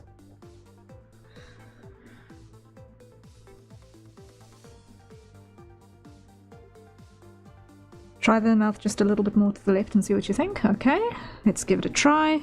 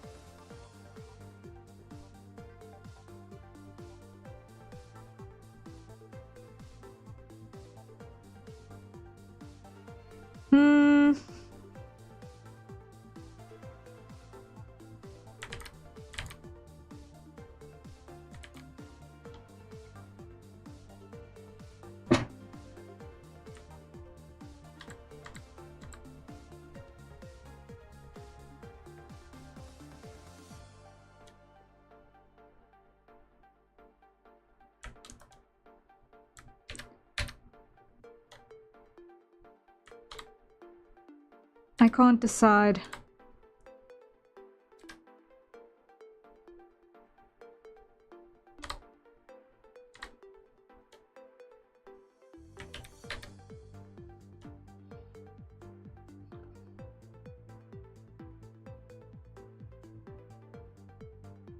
Perfect is the enemy of good. Let's just leave it as is. Okay. Perfect is the enemy of good. The colors here show how big the changes were. Oh, wow. Okay. Mouth, teeth. Grab those. Wait. That's a great line. I've never heard that one before. Yeah, that is the anti-perfectionism proof. Because when you strive for perfection too much, you can lose sight of when it's something that is good enough to do the job. Like, sure, try and be as good as you can, but there comes a point where trying to go perfect, more and more perfect, you actually end up starting to break things. Or just straight up waste time.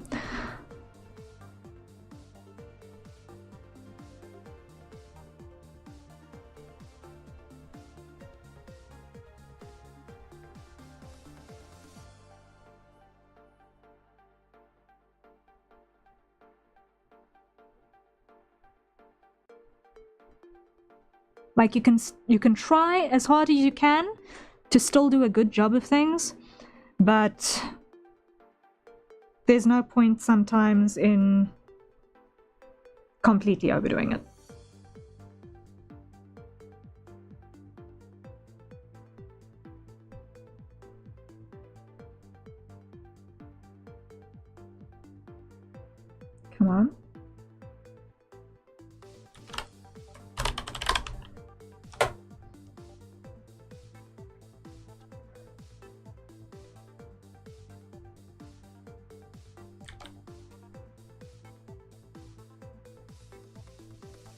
go.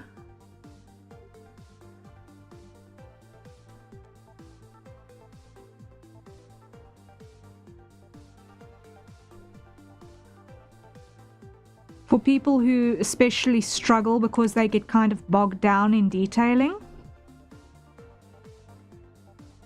it's a very, very useful line to incorporate into one's way of thinking.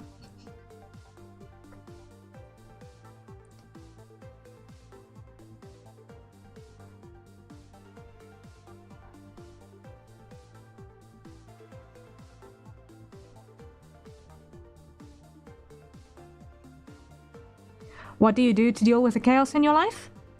Sleep and drink coffee.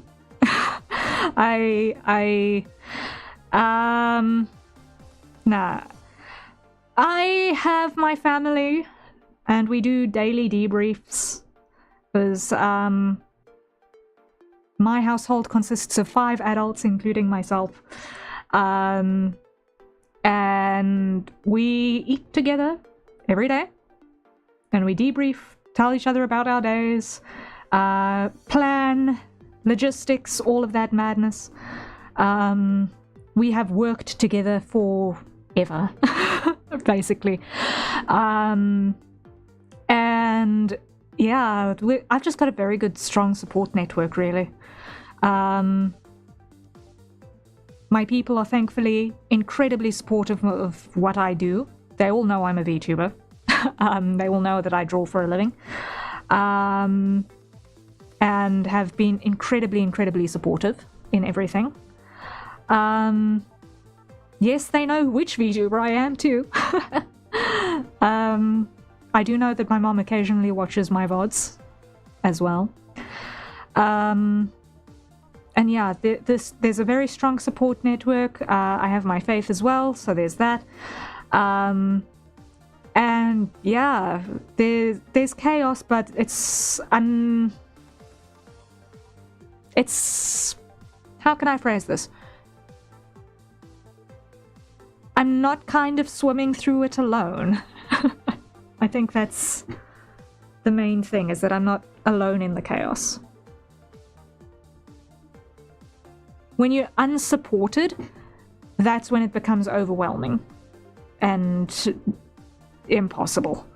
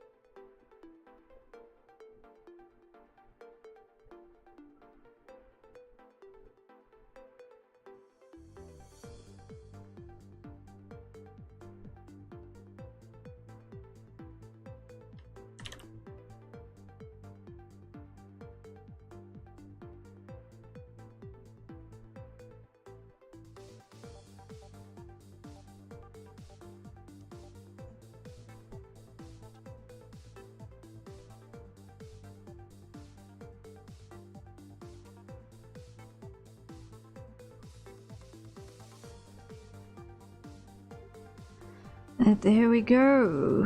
That's that. Then I want our blushies. You can just trim a little bit of the fingertips there. I want to keep some of it, but not all of it.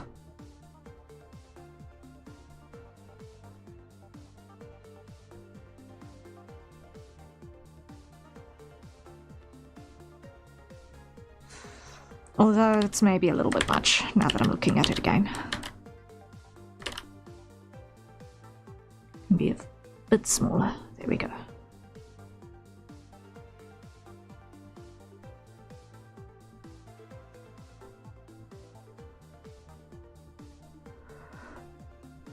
Something we definitely lose in the West is the family connection. It's so special. We're so individualistic here. If it wasn't for my faith, I wouldn't be able to manage. Also, that looks so good. Ah, thank you! Yeah, no. It's definitely a thing. I am a big advocate for maintaining a extended family in a sort of a compound living arrangement if it is viable. As long as they are not estranged or abusive elements in the household, if the family unit can stay together in a multi-generational system, it is amazing. And it all starts with eating together every day. Even if you don't have a dinner table, to eat together every day. There is a reason why, for time immemorial, across every culture around the world, when you want to connect with a person, you eat with them. No phones. That too. That also plays a huge part. Like, we keep a phone at the table with us just so that we can quickly sometimes Google something like, what was the last one we were Googling? Something interesting. The lyrics of this one Spanish song that we were discussing at the table, right? Yeah, we are endeavoring to kind of learn Spanish, my family. I don't know why, but it's like, okay, let's try the thing, right? And it's like, once upon a time, my brother and I were in a choir and we did this one Spanish piece, and I was like, what were the lyrics to that one song again from years ago? And so we Googled the lyrics to that. And subsequently, it's like, okay, send the lyric to the family WhatsApp group, right? So that people who want to use that to kind of pick apart in their Spanish studies can do so. It's fun.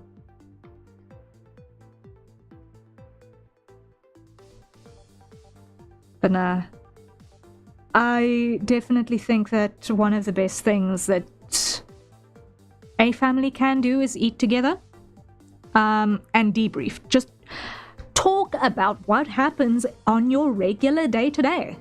It's not prying, it's showing interest in the people around you. And it's honestly just such a basic step of being and feeling seen, as just talking with the people that you share your life with on the intimate level of you literally live in the same space.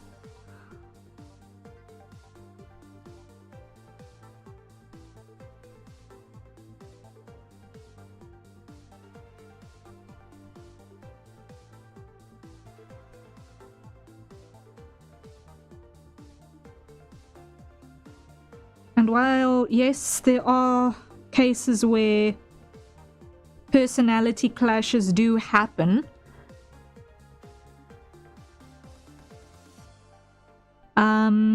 when you're in an environment that encourages open communication, you end up with a lot of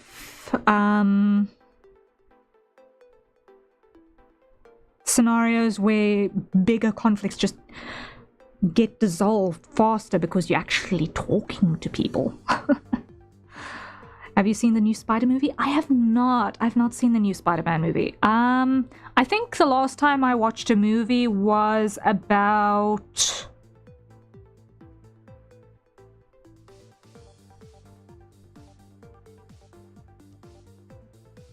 February? I can't remember what movie it was. I have not watched a movie in an age and a half.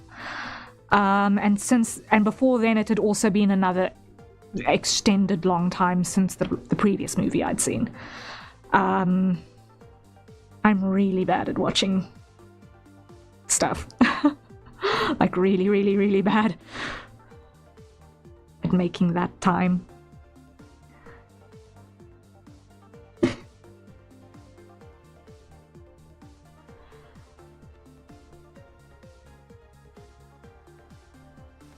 Like, I think the last No, it's not, I think.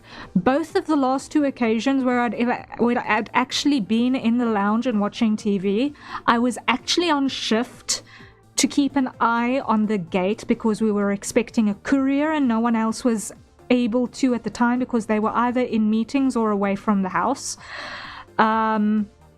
So I had to basically stand watch to receive things from a courier. And hence I needed to be able to see the gate and not have my headphones on or what have you. And thus, okay, so I'm stuck in the lounge, I can't do work.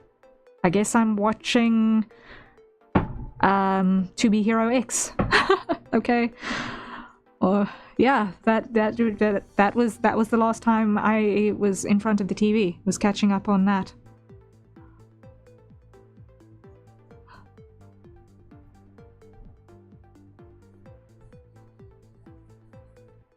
What all did I catch up with on that? It was To Be Hero X, it was Witch Hat Atelier, it was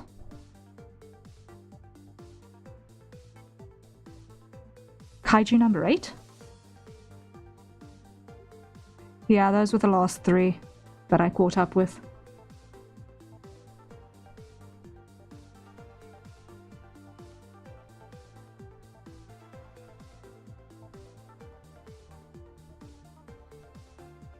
I'm looking forward to Illicid.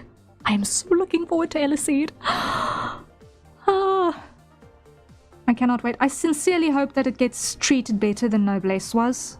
Like, I love that writer so much. I really, really hope that Illicid gets treated better than Noblesse was.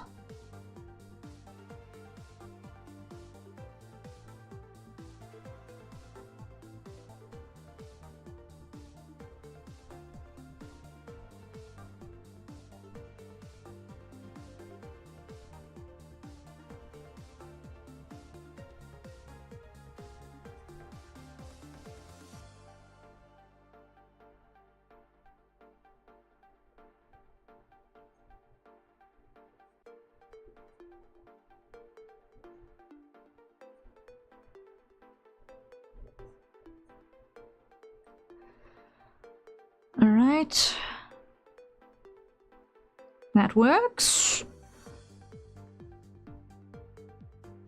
Yes, that works. Okay.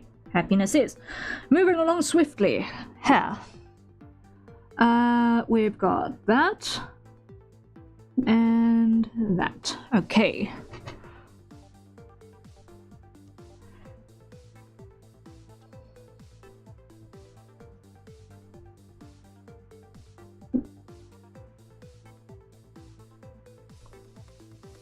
First, let's put in big shapes.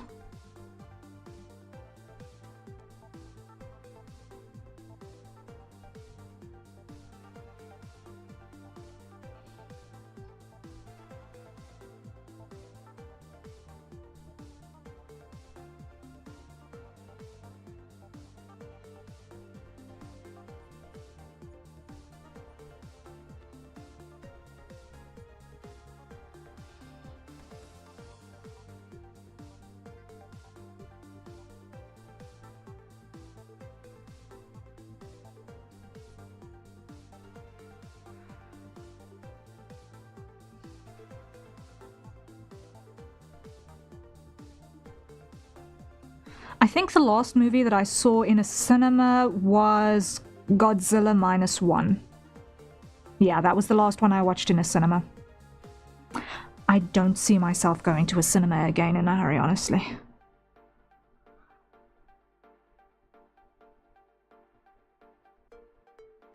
I had not been particularly thrilled by a lot of what I've seen trailers for.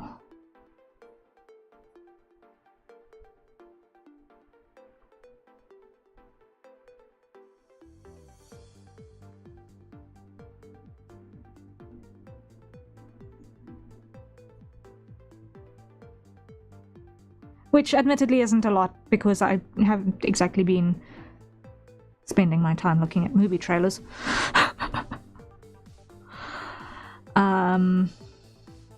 But yeah, I'm picky. I don't watch a lot of movies, and therefore I am especially picky when it comes to what I actually want to spend my time watching. Because it takes effort for me to make time for them. Most of my content watching is more like webtoons. Because I can make time for that without needing to put headphones on, or I can put it down within a split second of something else needing my attention.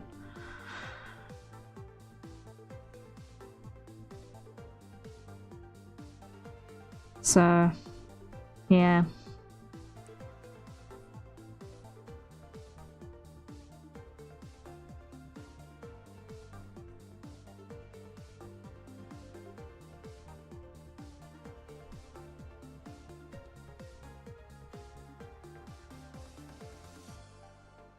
That looks good. I'm so glad. I definitely think this looks significantly better than what it was. Oi, oi, oi. Don't jump.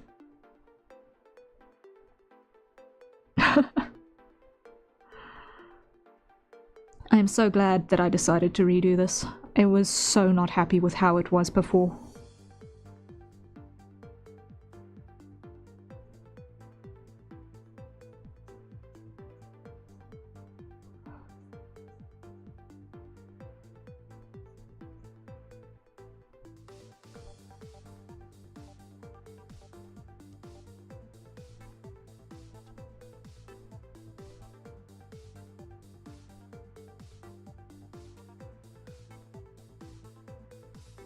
It was worth it.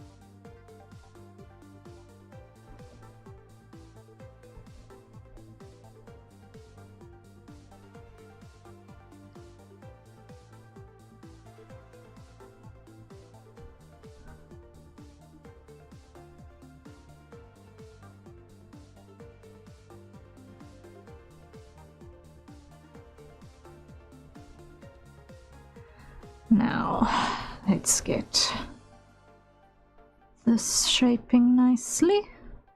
There we go. What is Citadel? It is a citadel is a castle. In lore version, or in my character lore, it is an assigned surname. In as unspoilery a way as possible,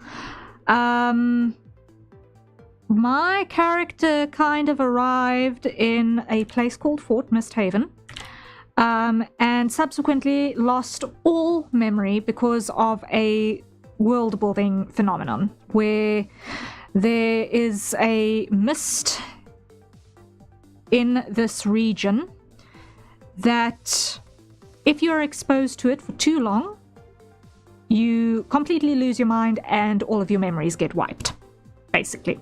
And my character had been in the mists too long and lost all of her memories, and her brain was completely scrambled for a while. Long story short, it was scary. And having lost previous identity, she got assigned the name Citadel, like pretty much everyone who arrives out of those mists that cannot remember who they were, until such time as you either earn a new surname or you remember what your previous identity was. So, I am not the only person with the name Citadel in Fort Misthaven. I'm actually not even the only person in my own team unit with the assigned name Citadel. I share a name with completely unrelated Dragon Boy as well. He's also a Citadel. Because he just didn't have a name, because he comes from a planet where people don't have family names.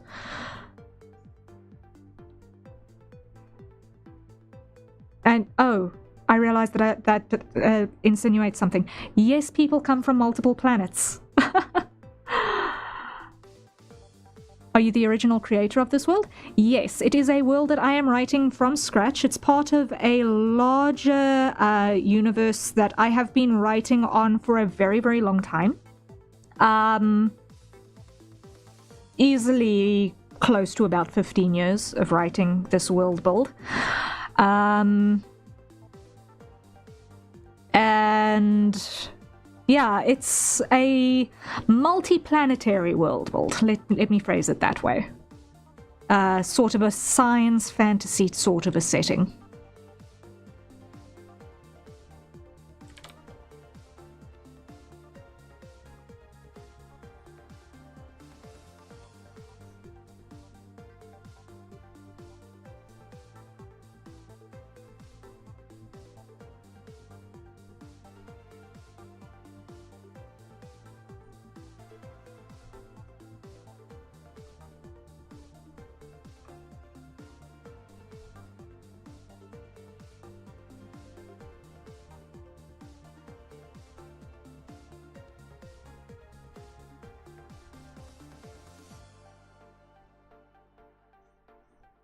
If I had to kind of guesstimate, it's like a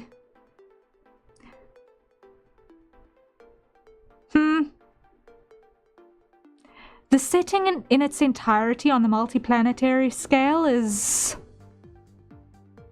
difficult to find.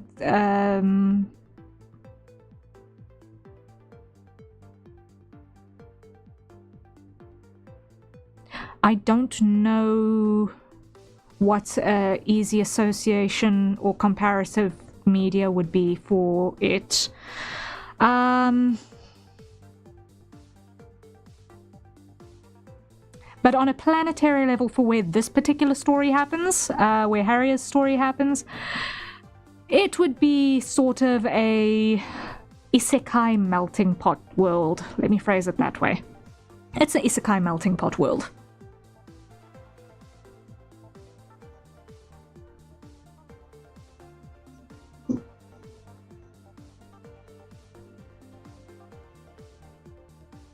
Sort of like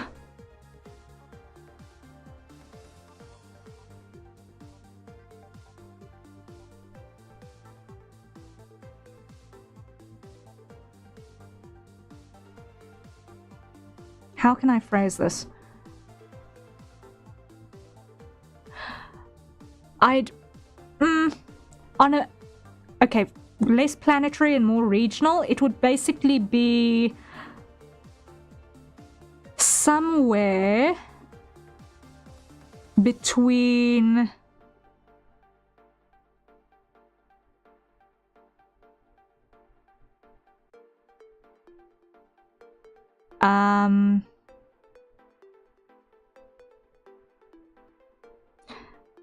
that time I got reincarnated as a slime meets Attack on Titan meets probably what would be the next closest additional comparative thing? A little bit of Final Fantasy in there as well. It's a bit of a melting pot world.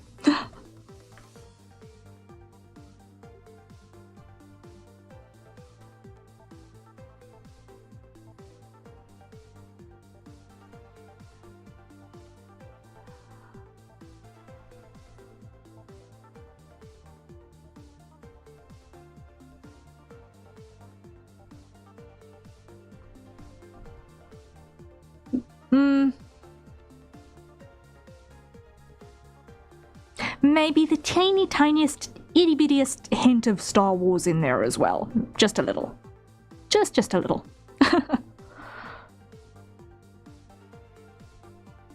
Because, you know, alien burb, just by the by.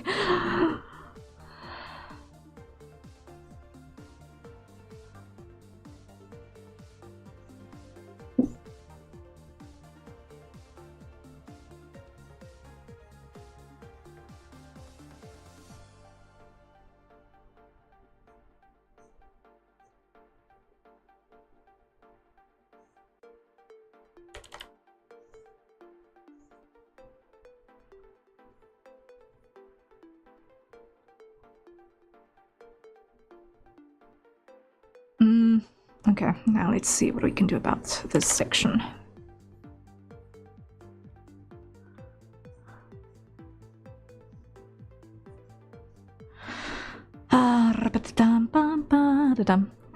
Let's hide this because I want to see if I can grab I want to see more options here.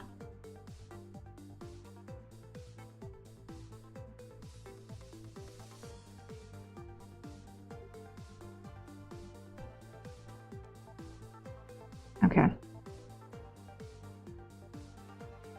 That is not what I'm looking for. I'm looking for this.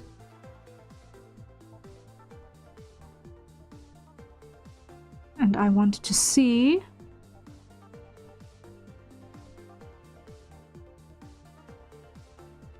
that. And I want to see you, which I want selected.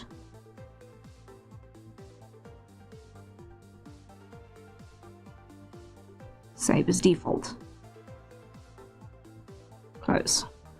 Select you. Thank you. All right.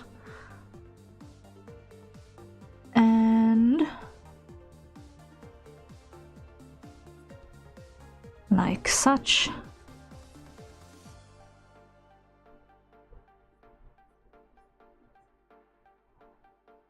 Here we go. Clear.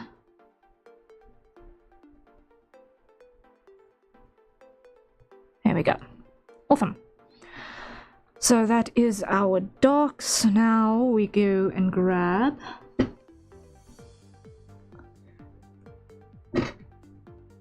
our highlight color.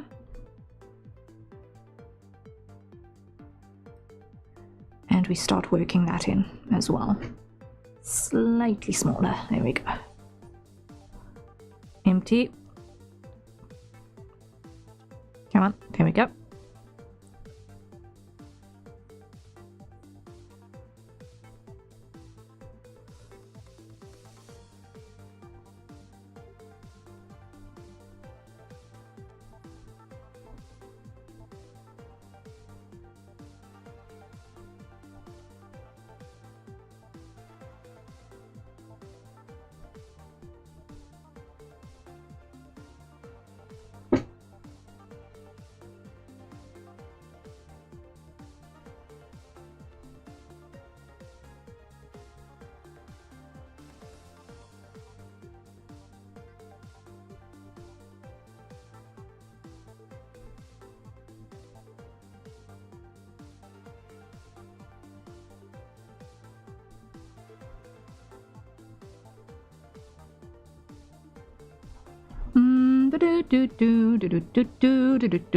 Okay, this is starting to get someplace. Oh no, don't do that, don't do that, don't do that. Undo, undo, undo. Nearly there, come on.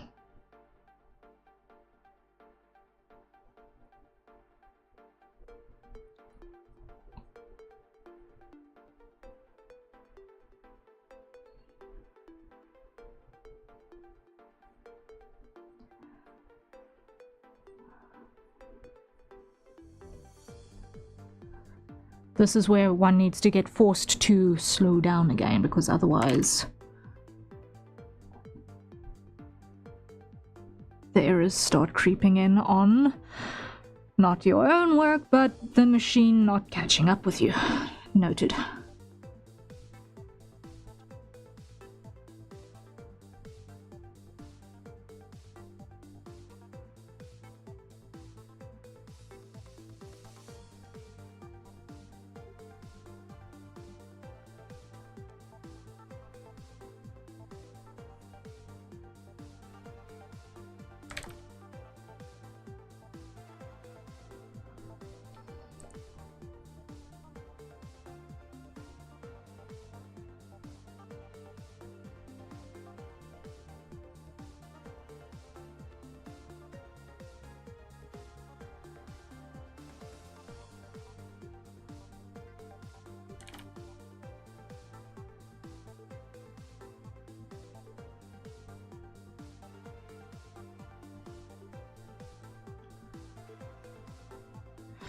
But I've still got to do this.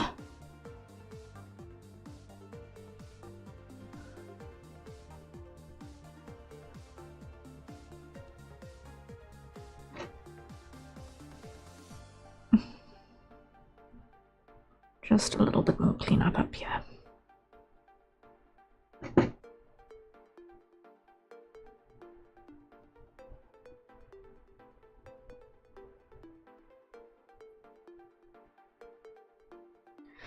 Alright, back to the highlights.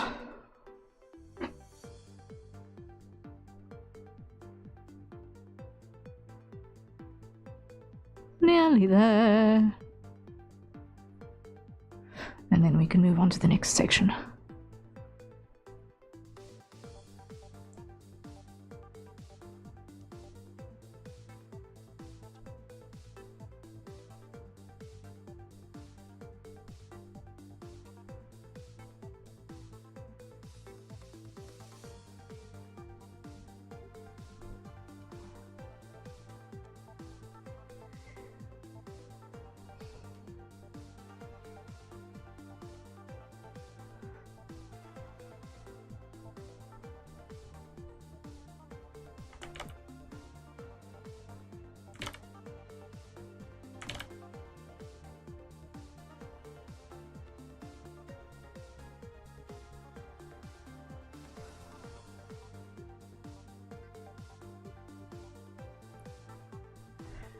Okay, then over here.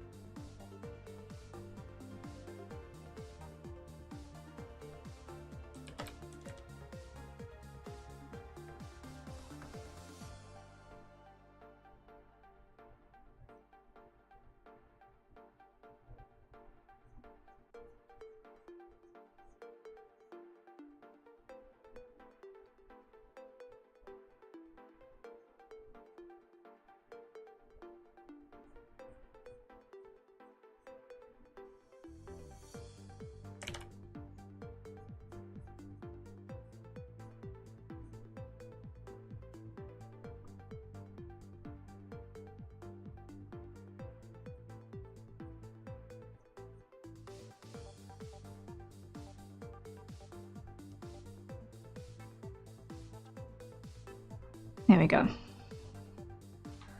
Getting there, getting there, getting there. Next section.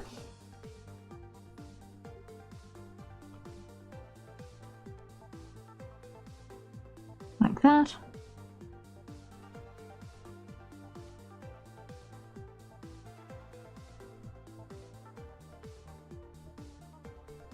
Nope. Right, that'll do, that'll do. There we go.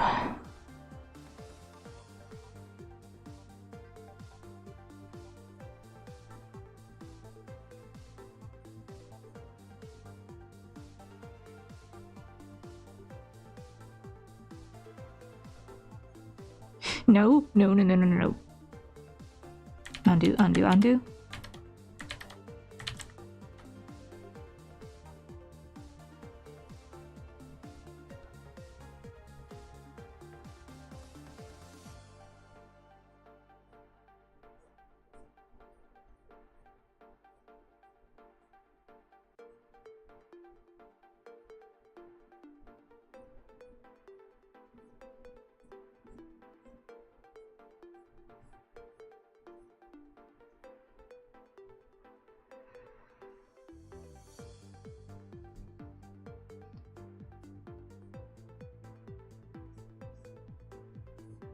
Something like that. Yes, yes, yes. Okay.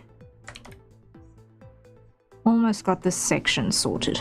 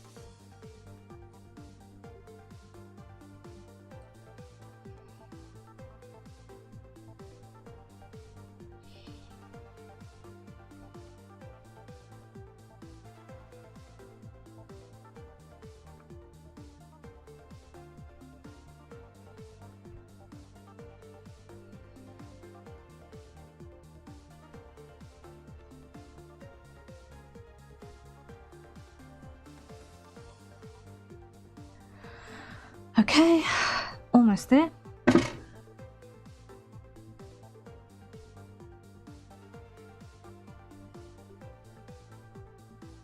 Now, let's just add a little bit of shade.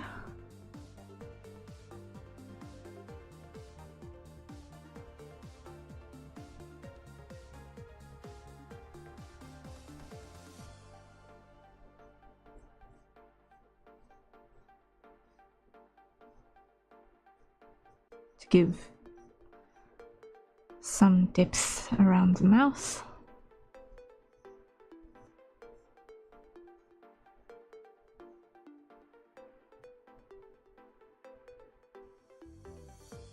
Okay, and then I still need to do a bit of linear burn over here by the hand, I see.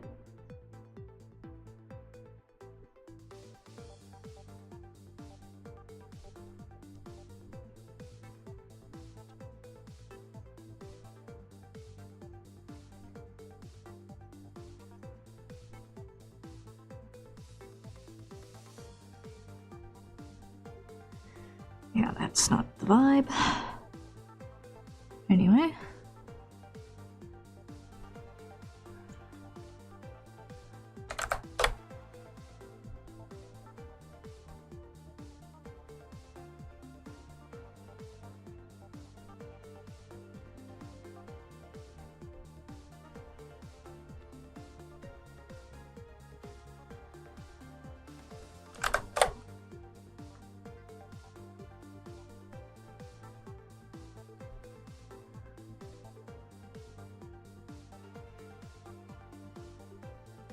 That is closer to the mark. Okay.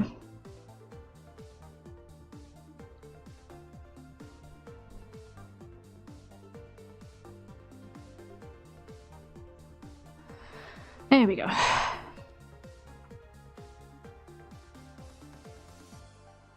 Now, I still said that I wanted to do a little bit of a highlight on the nose and lips.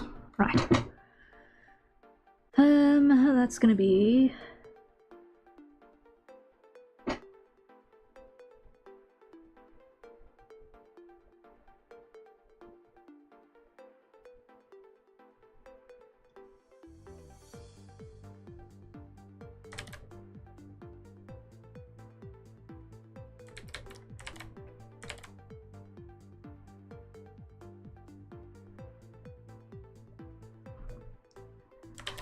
Just realized the time, need to head to bed. Hope everyone has a good stream. Alright, Alex, thank you so much for joining in. Rest well. One day is one day. I will find out what is your call time and let you know before the time that it is ridiculously late in your iteration of reality. Granted, 2 in the morning is probably it. Rest well, Alex. Have fun out there. Time is just a concept. Yes, unfortunately, it is also a concept that we are beholden to, for day jobs exist.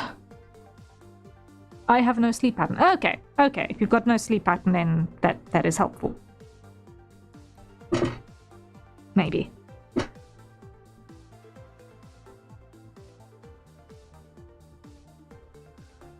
It depends on the kind of lifestyle you have at the end of the day, right?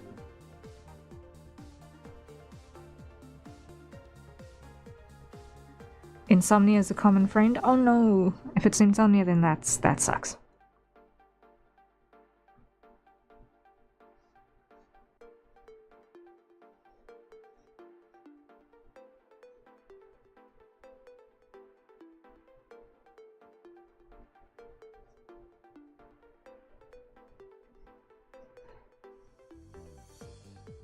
Insomnia is the quote-unquote friend that you want to kick out because they keep overstaying their welcome.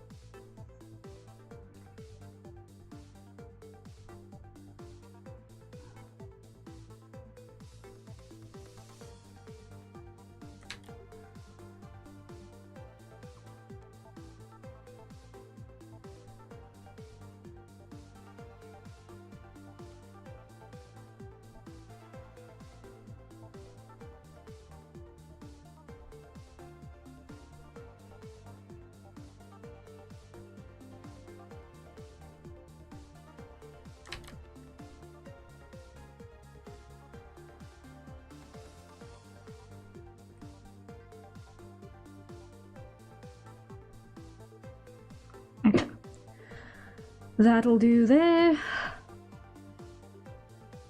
Collapse.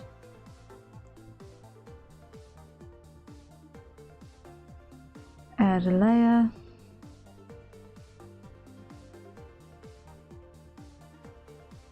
Come on. Add a layer. There we go. Background. Like that. Okay.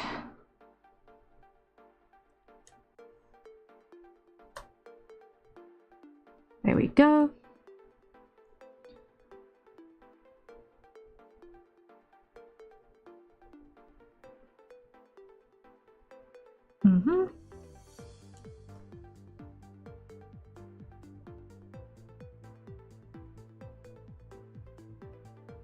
Nope. Background. Yes, Chaos Mel. What's up? What's up, cat?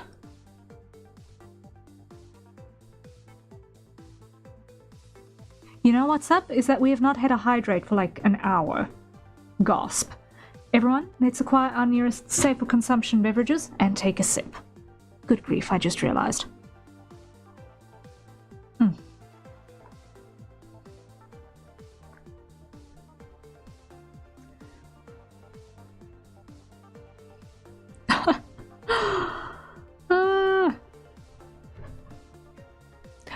Chaos, no.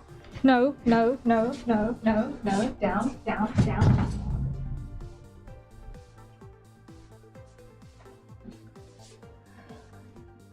Oy, oy, oy.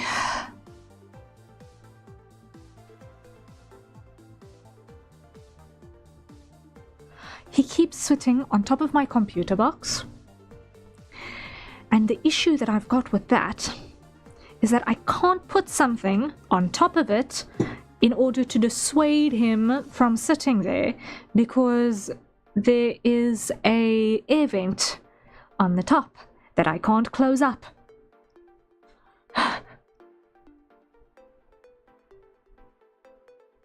Slightly frustrating.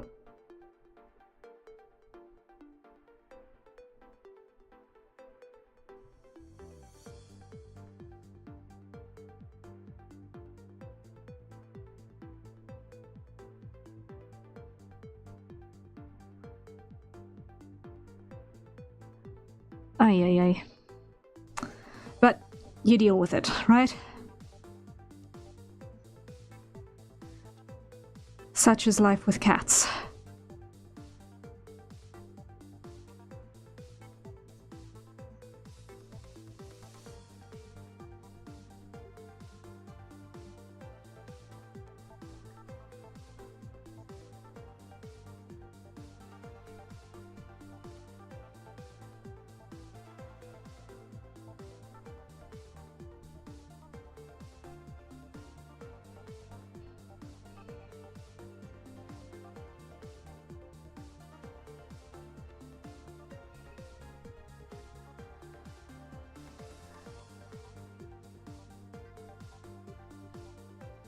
So you need something you can put up there to dissuade the cat that has feet to keep said object lifted up and still allow airflow. Exactly.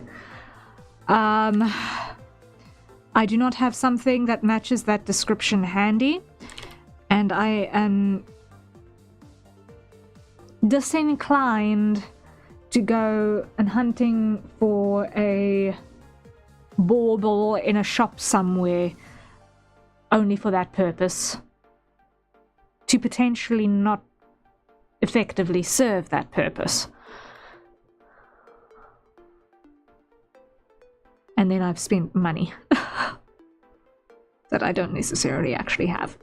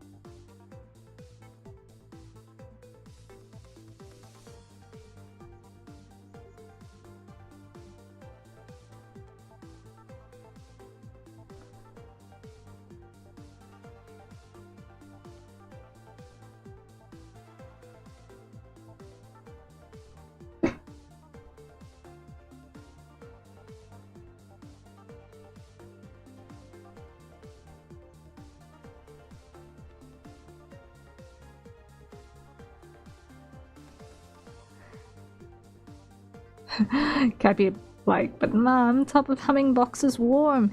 Yes, and it will melt, and it is expensive. Sit on my lap instead. No? Oh dear. But no, the only reason he sits there is because he knows that that catches my attention.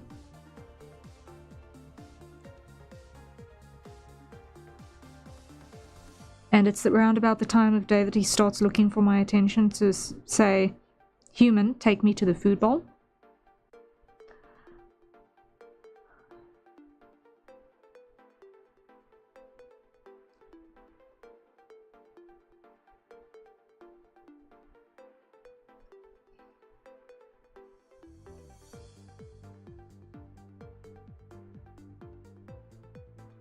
For the sun is rising and the cats have eaten all of the food.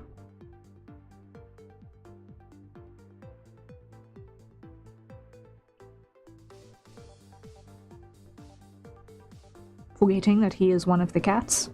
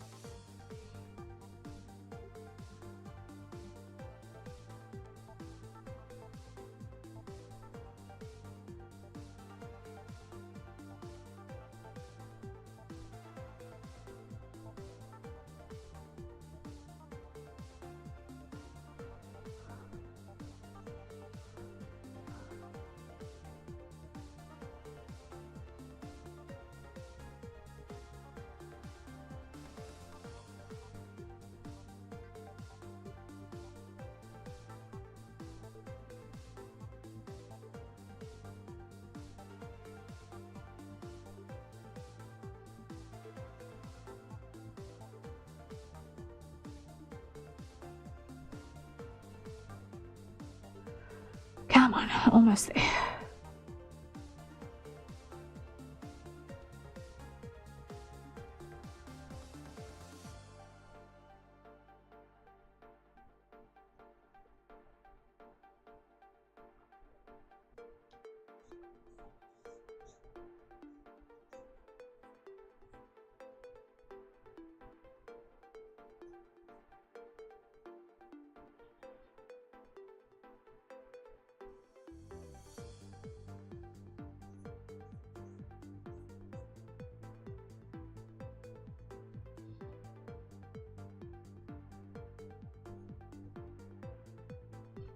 There we go.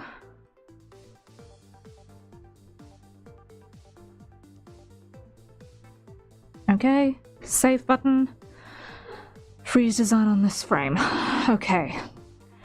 I've still got to do the eyelashes.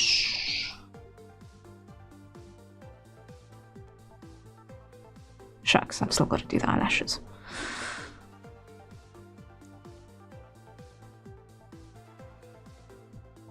Let it just finish saving. Okay. I am going to quickly go see what is eating my cat and, not literally, not literally,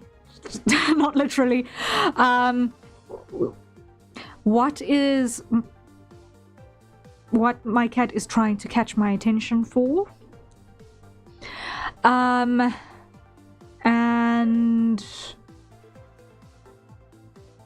make sure that there is food in the bowl, and acquire another cup of coffee for the last hour of stream, and I shall be back in just a moment. And by the time I'm back, hopefully it'll be done saving. See you in a bit.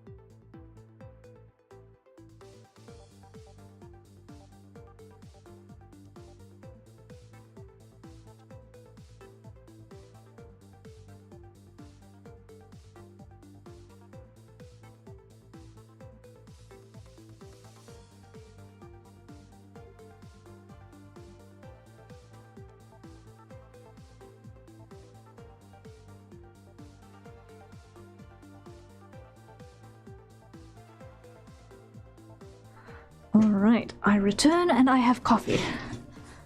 I have coffee. Okay. We ready for the thing? Has it saved? No, it has not yet saved. What's going on here? Here. There we go. Alright. Okay. And it has saved. Cool. Cool. There we go. So that is 2 frames rendered. 1 repaired.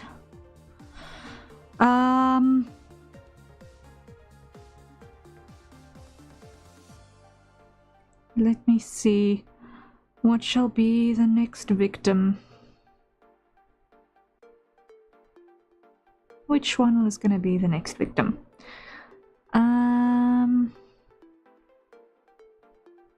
This one. I think I'm just going to increase the line weight.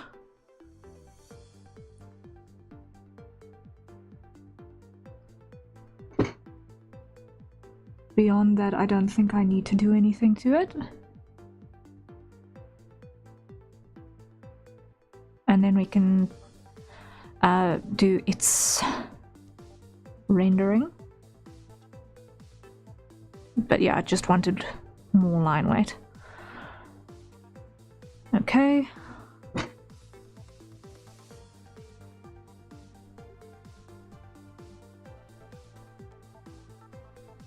There we go.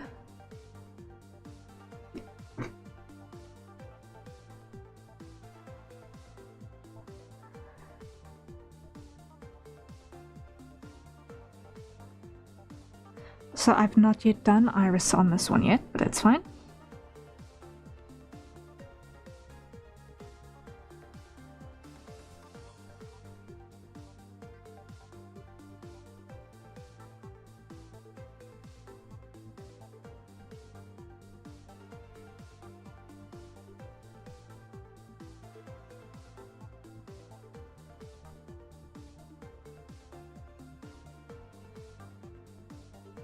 There we go.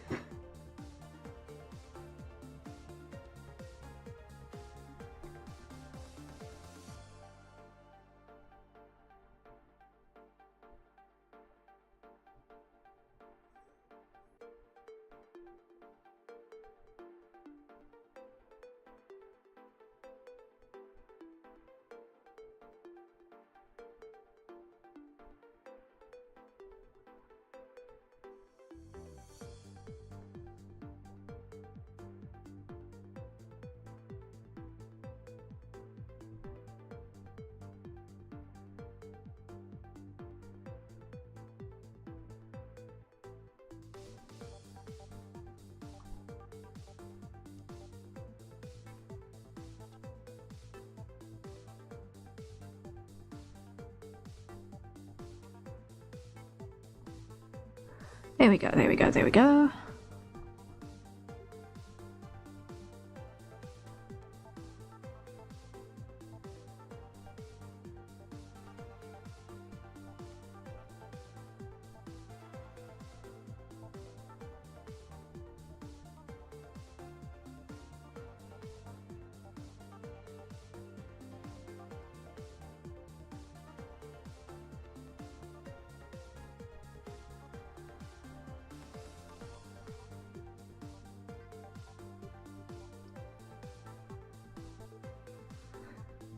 Okay, that works.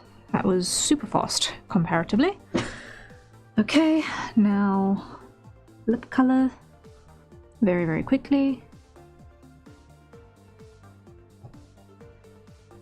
Because we are at small scale here. It will not take long.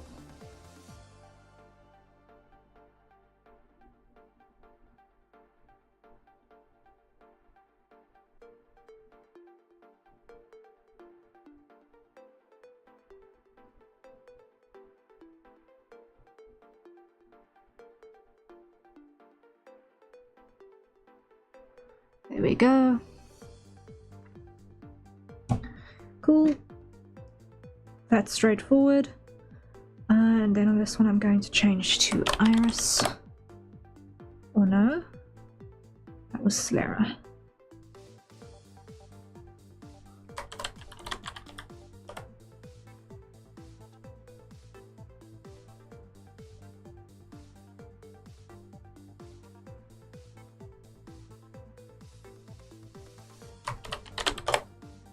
Okay,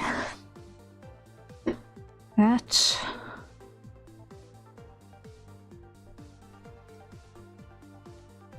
where's our cursor? Over here. Zoom in. There we go.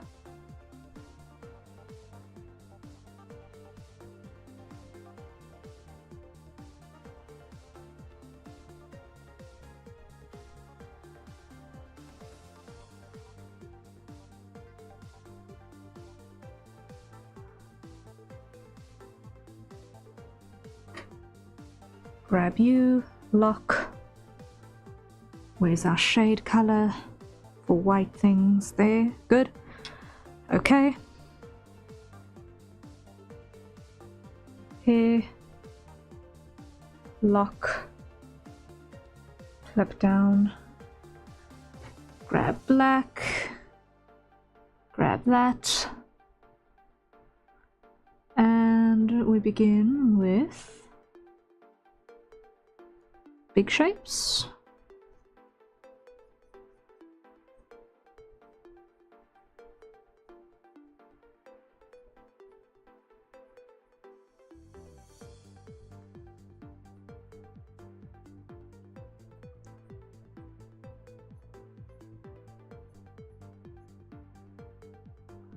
All right.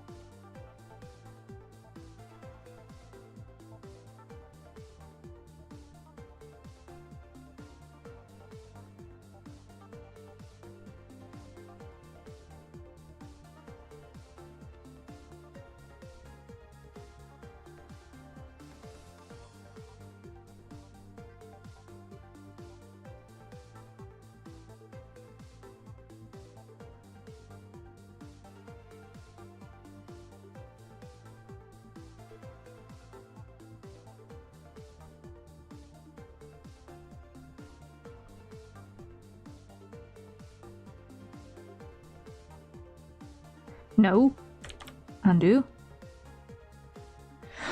Okay. So far, so good.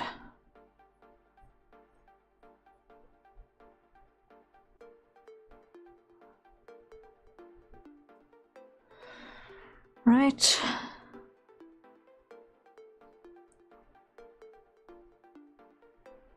Almost have this one.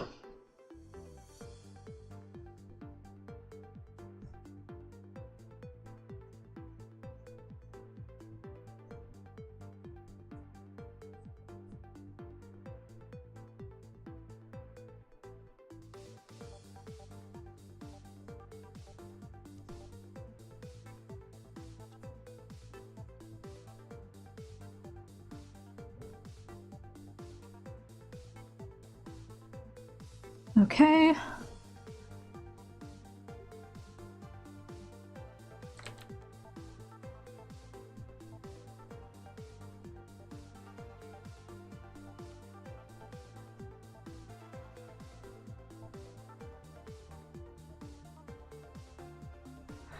Cool. That is what we need for there. And now we can do highlights. This one is going fast because we are dealing with a much smaller scale and therefore smaller level of detail.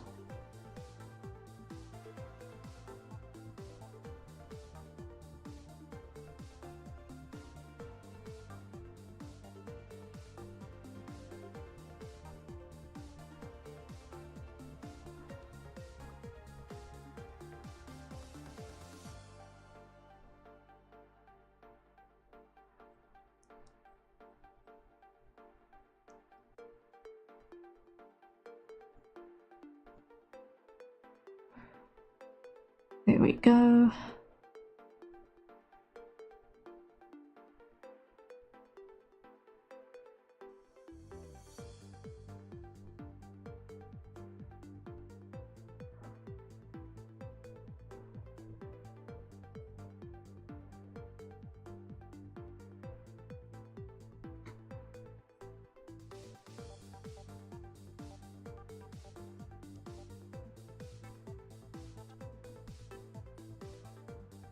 There we go, there we go, there we go. Getting there, getting there.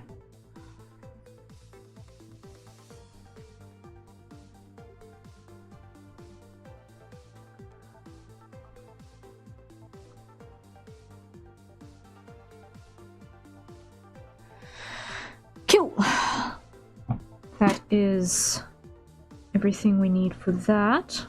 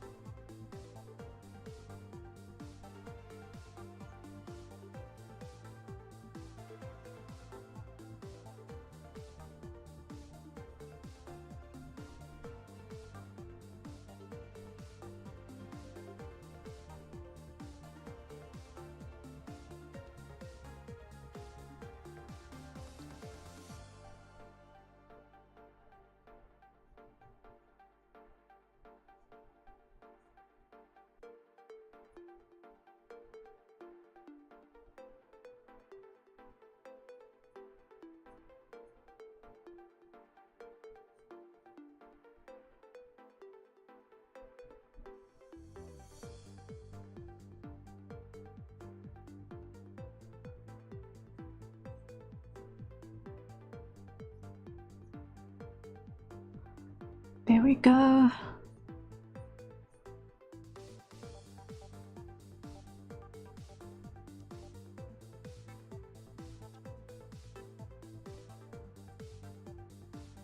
Awesome.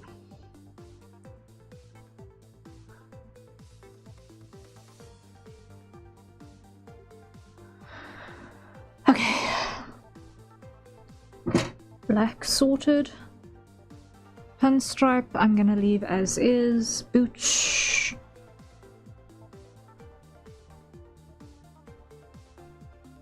Let's lock that. And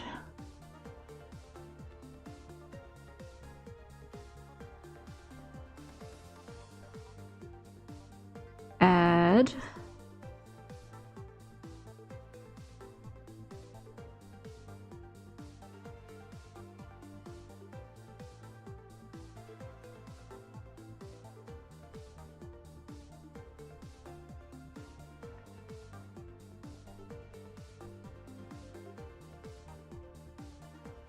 a shade dot.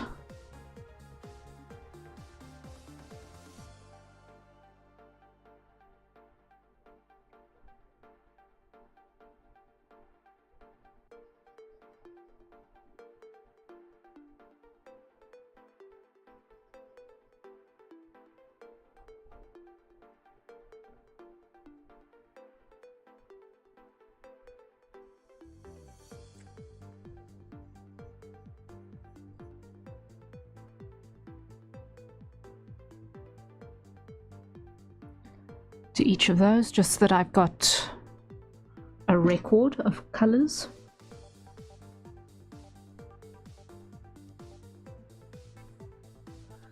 Okay, where am I here?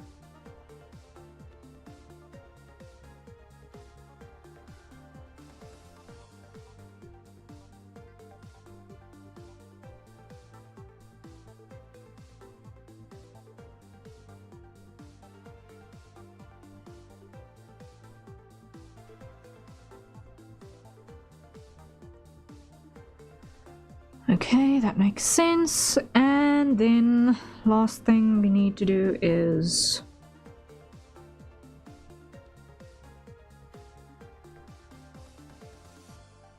move you up there.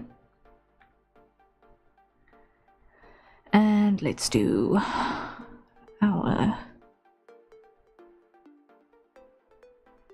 shirt like that. And with that,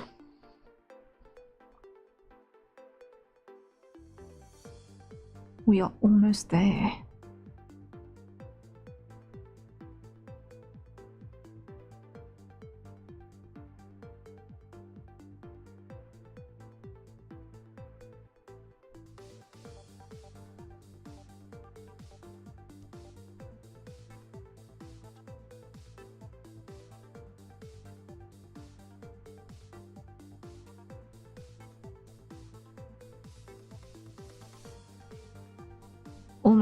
Almost there.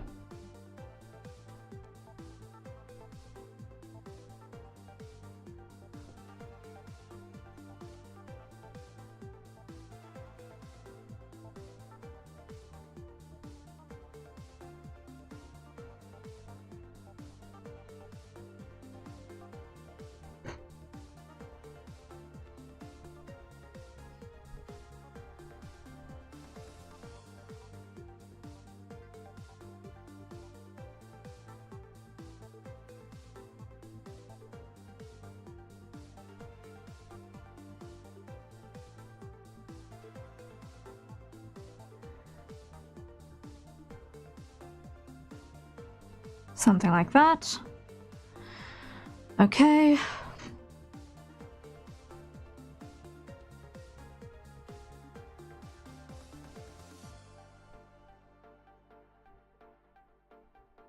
And this one is also going to be a gradient background like that. And save.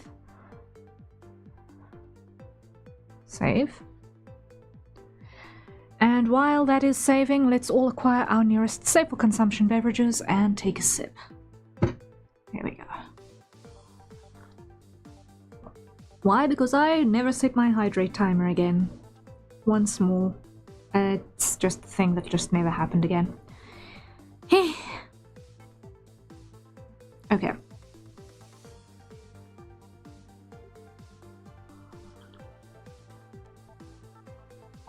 So, I'm pretty happy with the style exploration of the day. I'm gonna close this because we don't need it anymore for now. I can always grab that screenshot again and put it aside again for the next set that I'm going to work on. But I think this is it for the day. Right, and it's not gonna close until it's done saving. But yeah, we got a lot done. I really like how shiny and soft it looks. I'm feeling satisfied with where it's going at the moment. I'm very satisfied with where it's going at the moment. I do not necessarily need to save that. There we go. Undo. Of course it would do the damn. But okay, so we have worked on this one, and this one, and this one. So the only thing that we've still got left to do is that I want to put a little bit of shiny on the nose and lips and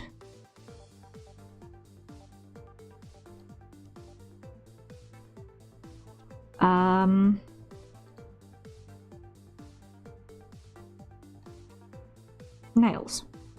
That's what I still wanted to do. His nose, lips, and nails. We can do that quickly. So that requires this color, which I completely lost track of in the color history now. And we're going to zoom in. Where's my cursor? In the wrong place, but it's fine. Okay, up here.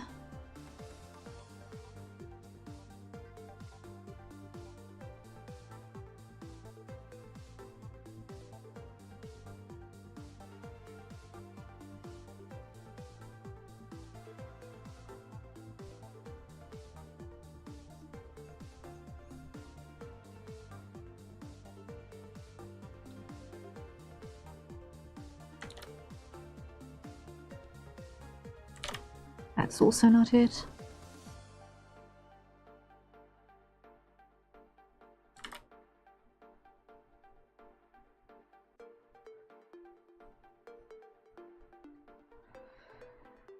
And nails.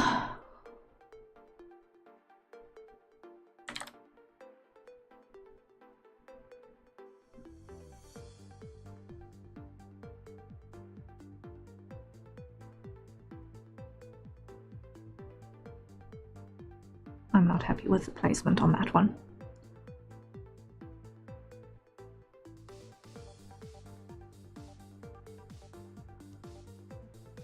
There we go. Shiny. Happiness is. Happiness is. What I still have not done here though, now that I look at it again, is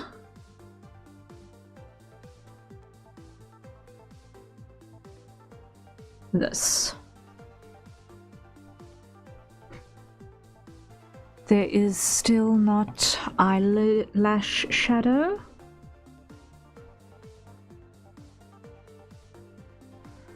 Nor is there roundness. There we go. Now this one is done. It had not yet been done. And is this one not yet got its flyaway back?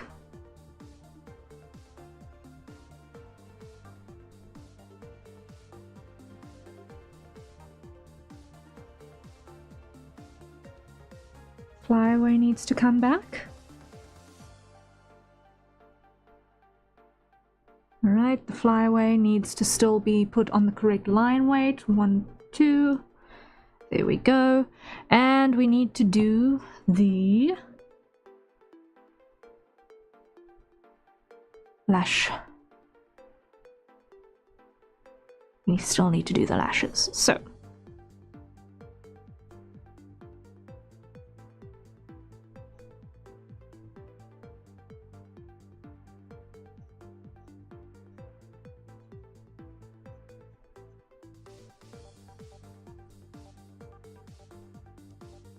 that's going to behave something not entirely dissimilar from that.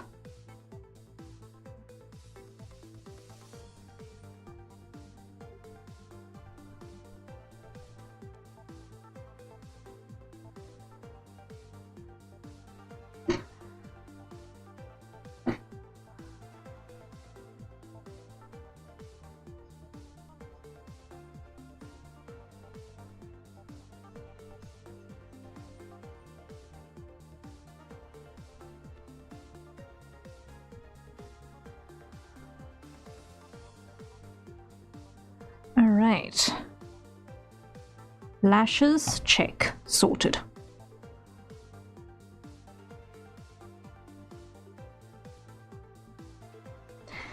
I just want to see one thing though. Add another layer. I just want to try ever so lightly.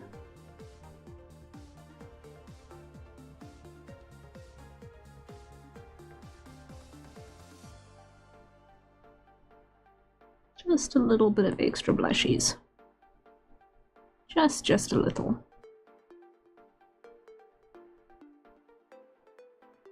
Just to accompany this particular smile. I think that will be appropriate. And save. There we go. I am feeling much better about that now. Okay.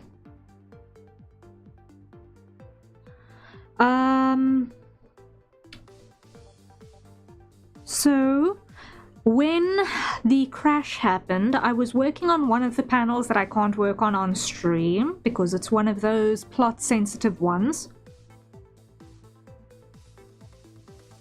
And I've got no idea how much of that work I lost. I'm just going to go into the hex curtain for a second and just have a look. How much of that work I lost.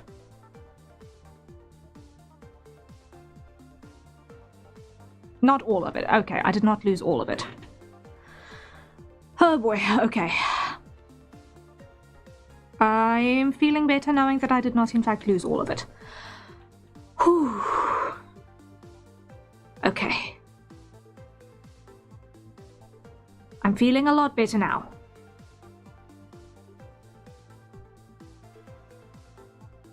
Significantly better now, knowing that I did not lose all of it.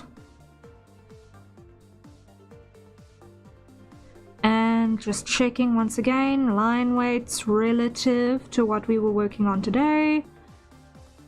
It's acceptably within the same range. It's acceptable. Okay, awesome, awesome, awesome. Right, with that, I think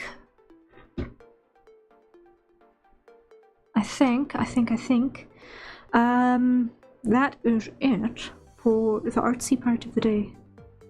We got a lot done.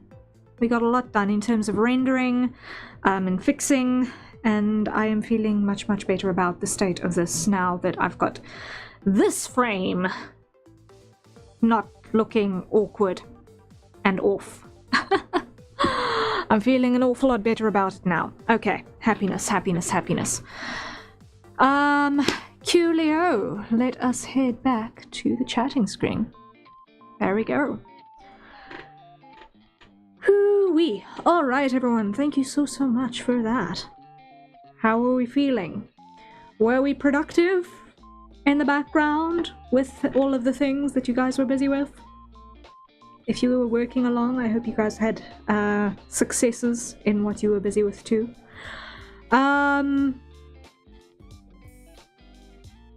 What week is it? It's feature week. Okay. So what I just want to check one thing real quick.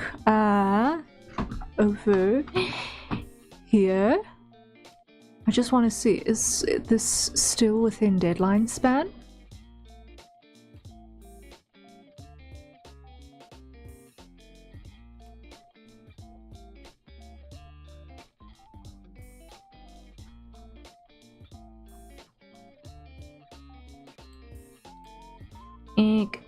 All the way up. Come on. Move, move, move. Okay, so if any of the Misslings were planning on taking part in Wilhelm van der Bos's Plumy Playlist Art Challenge, that deadline is tomorrow, the 14th, Friday. Okay, it's tomorrow in my time zone, okay? But if it is Friday, the 14th, is going to be your deadline if you want to participate in that. The challenge is a monthly art challenge hosted by Wilhelm van der Bos. And this month, the challenge is to make a playlist of 2 to 10 songs and then draw an album art for it. And that one was one that we kind of squeaked in just before the computer broke. Because I promised myself that come rain or shine, I was going to participate in every single one of his art challenges this year, because that's off tomorrow for us in the US. Okay, if it's off tomorrow, then we're good. If it's off tomorrow, then you're good. You still have time if you want to participate. It is open to people of all art levels. So, really, regardless of skill level, you can participate. It's the entire point of the art challenges is to challenge yourself to see your own self-improvement. And even if you miss the deadline, you might not get in on the feature stream, but it's still fun to participate in the challenge. You can still do it retroactively. You can do all of his challenges retroactively still. And use that to help you along in terms of actually tracking your own progress as you go. So I do encourage you guys to participate if you can. And I just got informed that I have officially gotten too loud.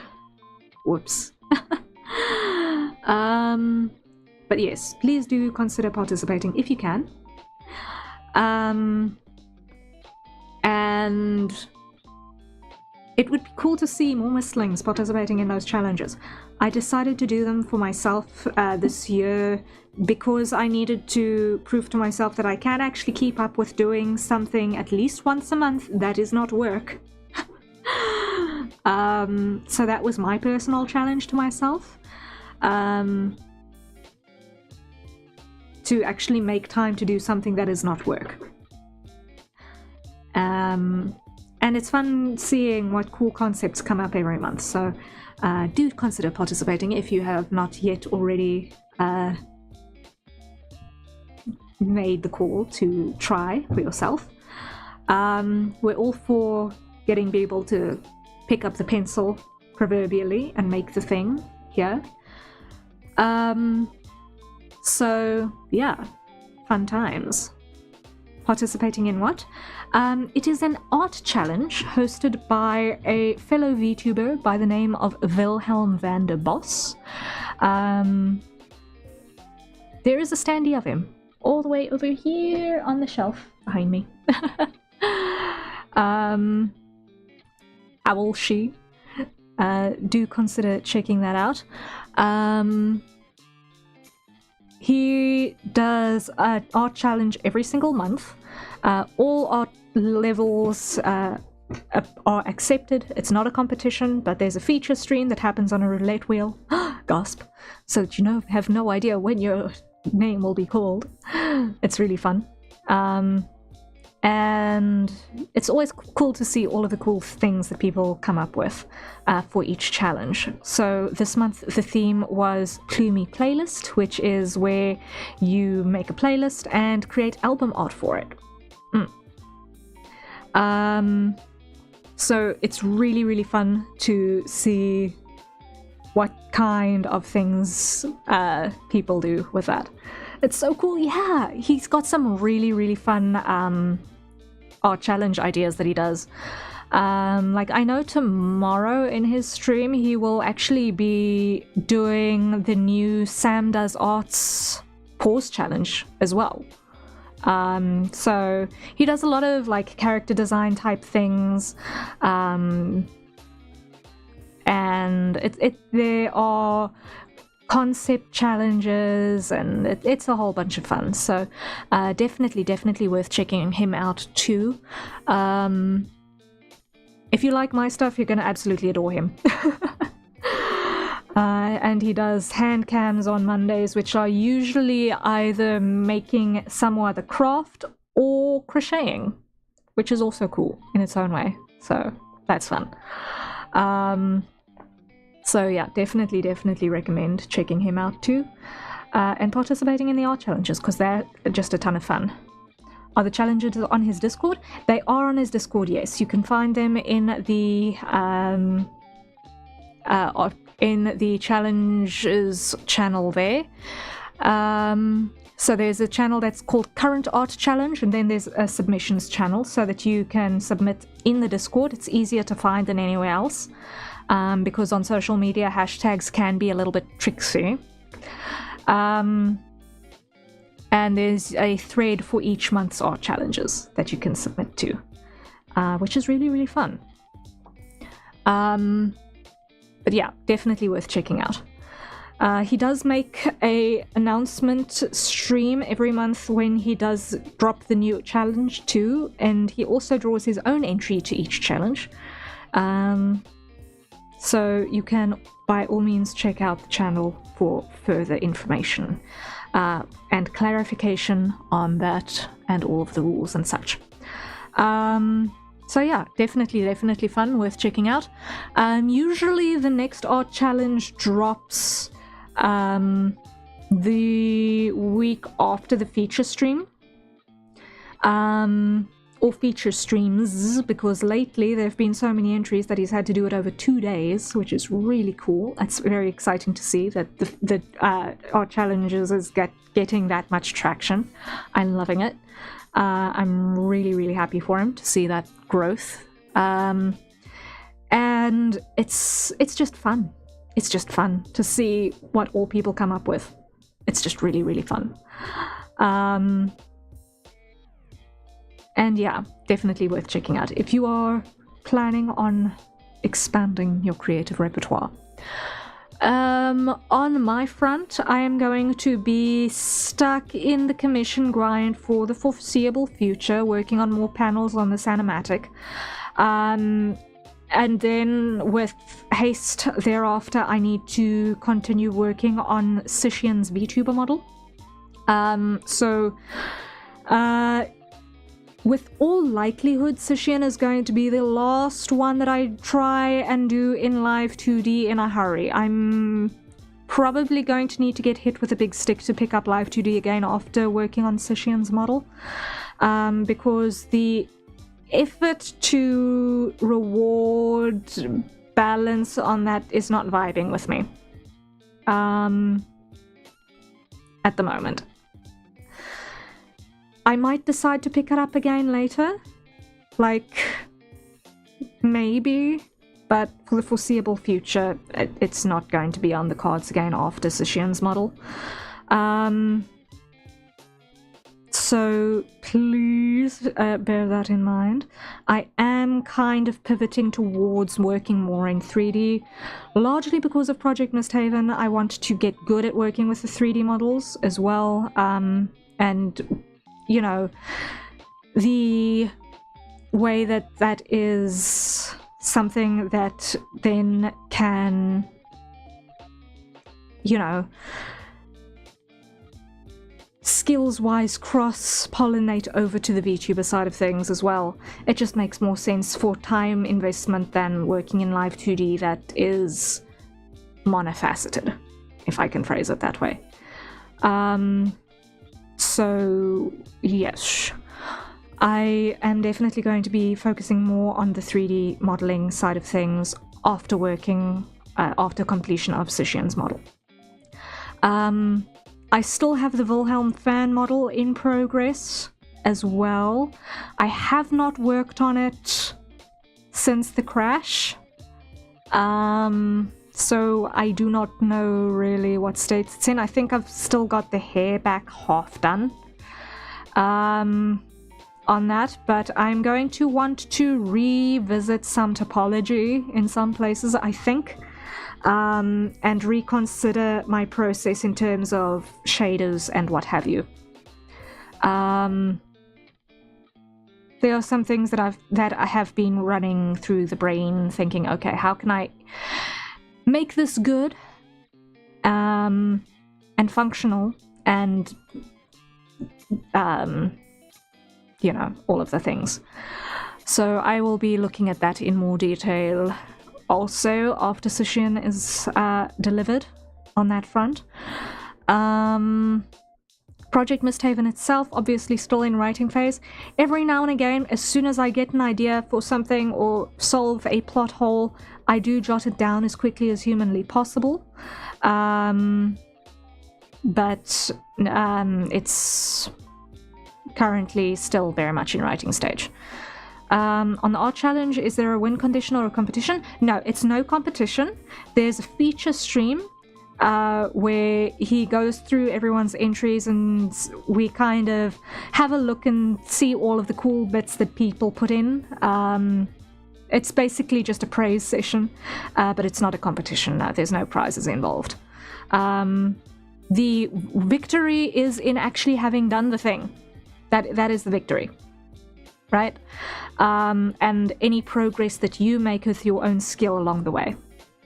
We have seen already quite a couple of Plumies going through their own creative growth spurts as it goes through the art challenges. So it's good. It's really fun to see everyone's progress and see how much they've improved from last year's art challenges to this year's art challenges and so on.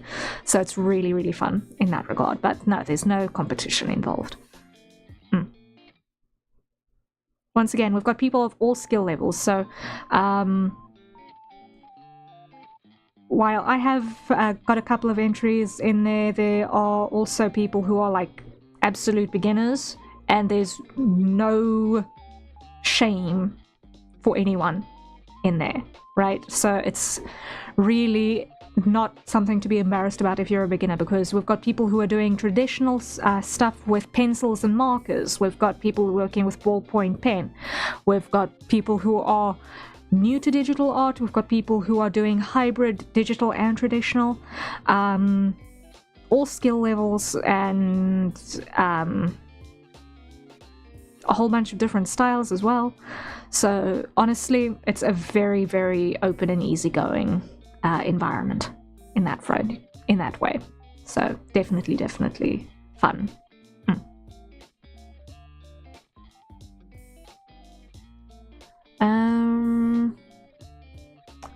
Anything else from my side?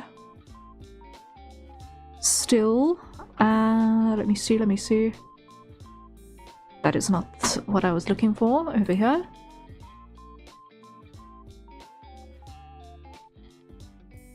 Okay. Oh wait, I wanted to see what you guys sent regarding the composition. Okay, noted. Thank you, Krahazik, for your suggestion. And what does Zany say? Ooh, that's a new name. I will definitely be looking for that. Okay. Yeah, because there are a couple of people that I want to look at for the composition side. It's, yeah, the music side of things is fun. And I'd like to get a couple of different people for a couple of different types of things. So I want to hear what a couple of people's original compositions look like and see, okay, which compositions are going to, or which composition styles are going to work best for which scenarios, and then commission music accordingly. So one day we will start doing actual fundraising for music specifically, but that is not going to happen in a hurry. It's going to be like a next year thing at the earliest, likely late next year at the earliest, and even then I think that might be a little bit hasty. So unless we decide, okay, we're going to start assembling the OST and then that kind of starts replacing stream music. So that is also an option, but it's a less likely option for now.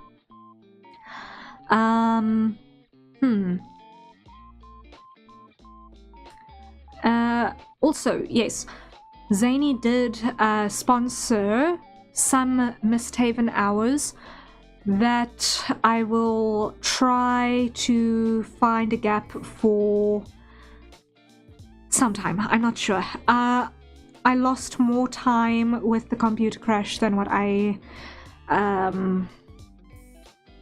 could really afford. So I am probably going to just really focus hard on getting things sorted with the customer deadlines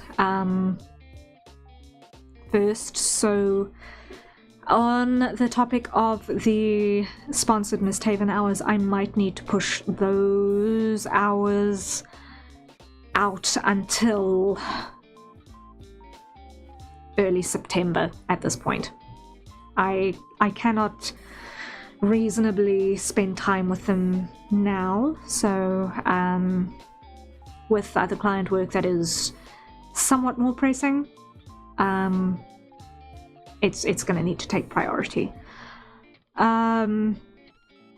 Because if I'm not working on that, I'm either doing IRL life maintenance madness, or I am trying to continue fixing my computer at this point in the fight. That is the three things that take up my time. So yeah, it's commissions like IRL chaos and fixing the PC. That is my existence for the foreseeable future. And that is my existence for the foreseeable future. I hope that will be somewhat more balanced come the beginning of September. I really hope that will be more balanced coming September. There is a good likelihood that things are going to continue to be a little bit chaotic for a while yet. It's difficult to say exactly how chaotic, but yeah, it's just madness abounds, as it does, and we do what we can to keep up with it and keep our heads above water, proverbially, and all of that madness. So yeah, we're doing the best that we can. Have you considered doing long-form content like lessons, for example? I have considered it, but I have a couple of issues with it being, firstly, I have not had the stroke of brilliance regarding, okay, if I'm going to do a video on how to do a certain thing, like where to start, right? I haven't got like an idea for a series for anything that's like educational. When I have had those ideas, I can find like 50 people who do it better than me for those things for now. So while I could do educational content, at the moment I don't think I have anything unique to say or a unique way of saying it yet. I might get there eventually when I find the gap, if I find the gap. For now,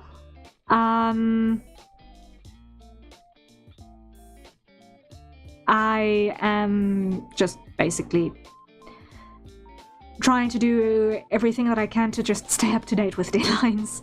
Frankly, I've not really, between Project Misthaven and the deadlines, I've not really got the capacity to spend time developing offline long-form content. Like, I know it's the smart thing to do, but I haven't got ideas for it at this point in time. I legitimately just don't have ideas for it. So I would rather focus on where I have got the ideas, and that is working on the actual content development for Project Misthaven.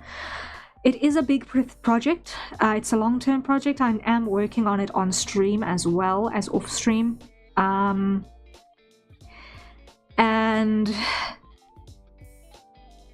it's one of those things that is a massive content piece, which has a lot of spin-off capability for later down the line.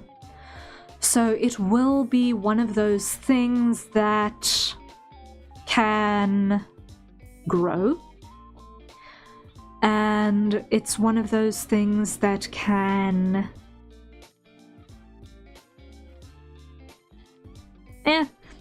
it's one of those things that once it's done, I can do a playthrough of it that can probably last for several weeks, and then it's like I don't have to feel guilty about it because, hey, I am actually showing off the thing that I made with my people. I I can actually play a game on stream and not feel guilty when it'll be done. That'll be kind of cool for a change. But I will see about additional long-form content, but for now, my long-form content is my streams and their VODs accordingly. The idea of like sitting down and editing things after the effect is, for some people, more appealing than for streaming. For me, streaming is the better way of making content because it is a little bit more alive. Like, yes, making a video is polished and all, provided you have the ideas and can read off of a script and not fall off of your wagon. I do not do well necessarily trying to do educational content on a script. Like, I have taught before, and trying to teach off of a script for me is like pulling teeth without anesthetic. It is just not fun. It's pain. And I've also never been much of an essayist either, so it's not like I can is not like the right word. I have never been inclined to devour a thing, pull it apart, and then do an opinion piece on that. I don't think that is my vibe, so that's why the video essays is also not necessarily my vibe. Maybe one day is one day if I ever feel annoyed enough by a thing to make a video essay about it. Maybe I will, but I don't see that happening in the foreseeable future.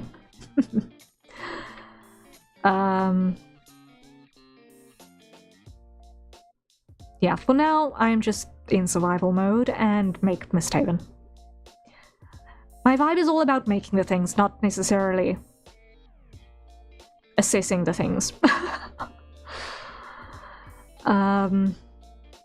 The editing process is part of the actual making process in that way, in which case to edit one's own things and do the assessments on the qualities and what have you while actively doing the thing, that's more my vibe.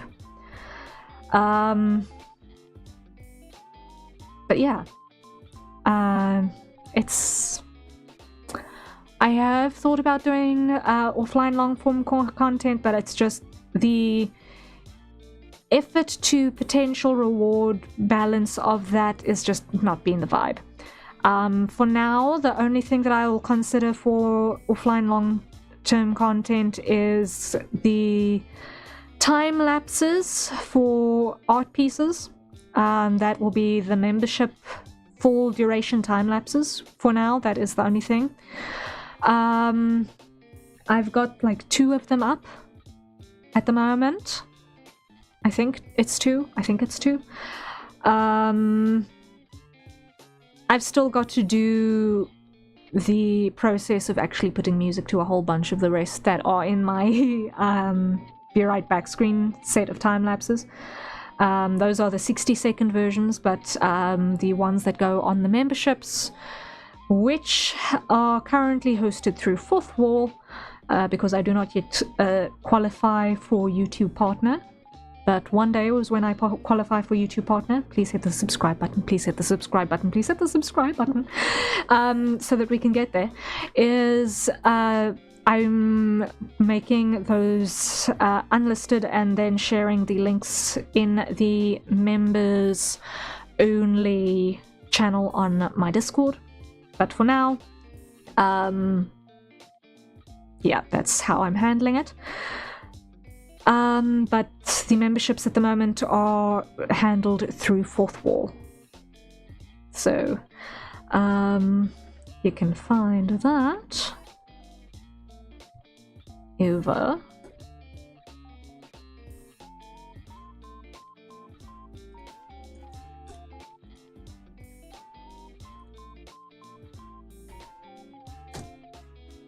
there. You'll be able to find the things. if it works.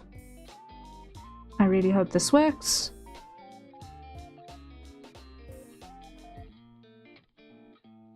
We'll see. I don't know if it's gonna work. Is StreamerBot functional? Why do I get the feeling that that something is broken? Why do I get the feeling that something is broken?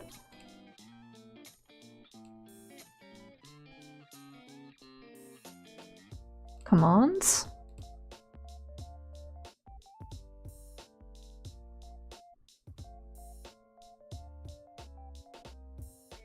Of course, I would pick the one command that is not there. Edit. Add.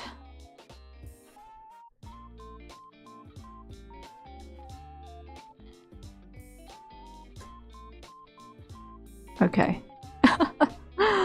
I would pick the one command that's not there. Ugh, my word.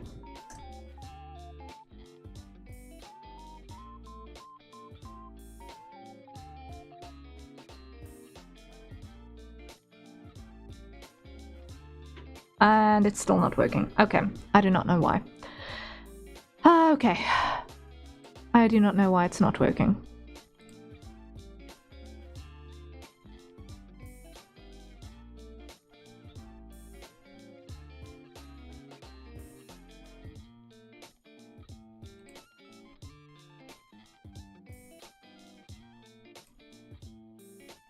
I do not know why it's not working. Anyway. That is embarrassing. I thought it would work. I honestly thought it would work.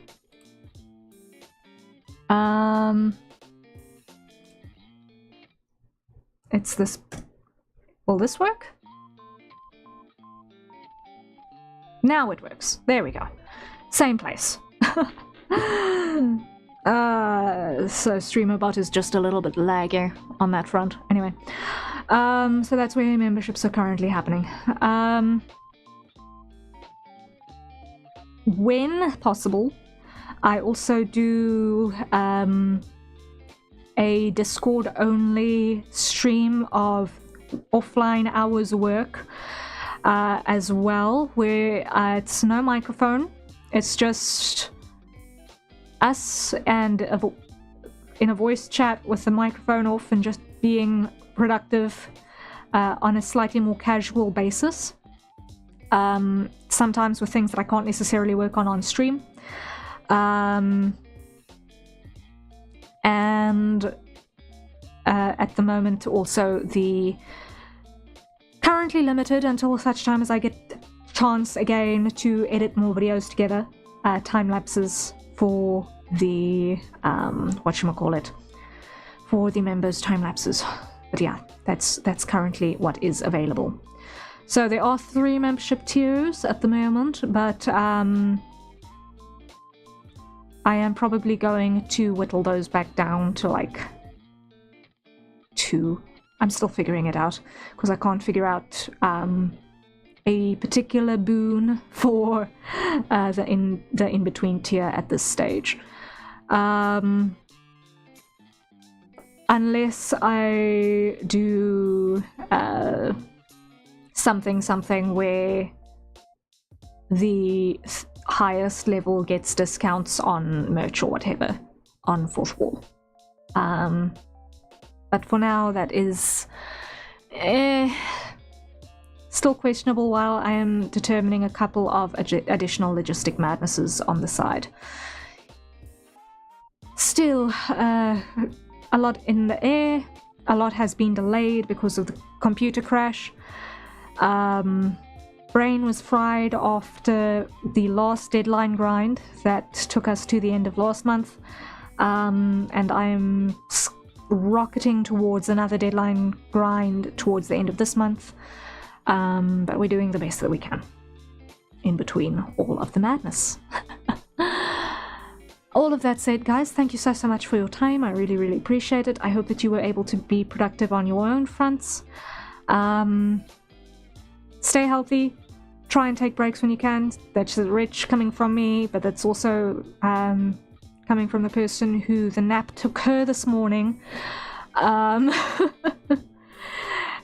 And yeah, the nap took me this morning. I did not wake up for my first shift at all. I was supposed to be functional between the hours of 9 and midday this day, and instead I was not.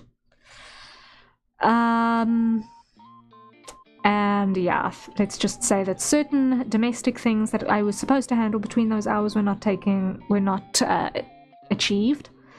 And then it was a mad rush to achieve those as soon as I woke up, and then also get some more computer fixes in place. It was a mad rush. So yes, chaos. In between all of that madness, it does look like the vertical stream also behaved itself today. Yay. Yay. It looks like it behaved itself. If you were watching on the vertical stream, thank you for joining us. I know that it's a new format for the channel. We will be incorporating it going forward as well. It looks like it works. I still need to do a couple more scenes, like I mentioned at the beginning of the stream. I do still need to incorporate a couple of more scenes. Not likely to use them in the near to immediate future, so I should be able to get away with what we've got for now. And then, yeah. We are doing the best that we can.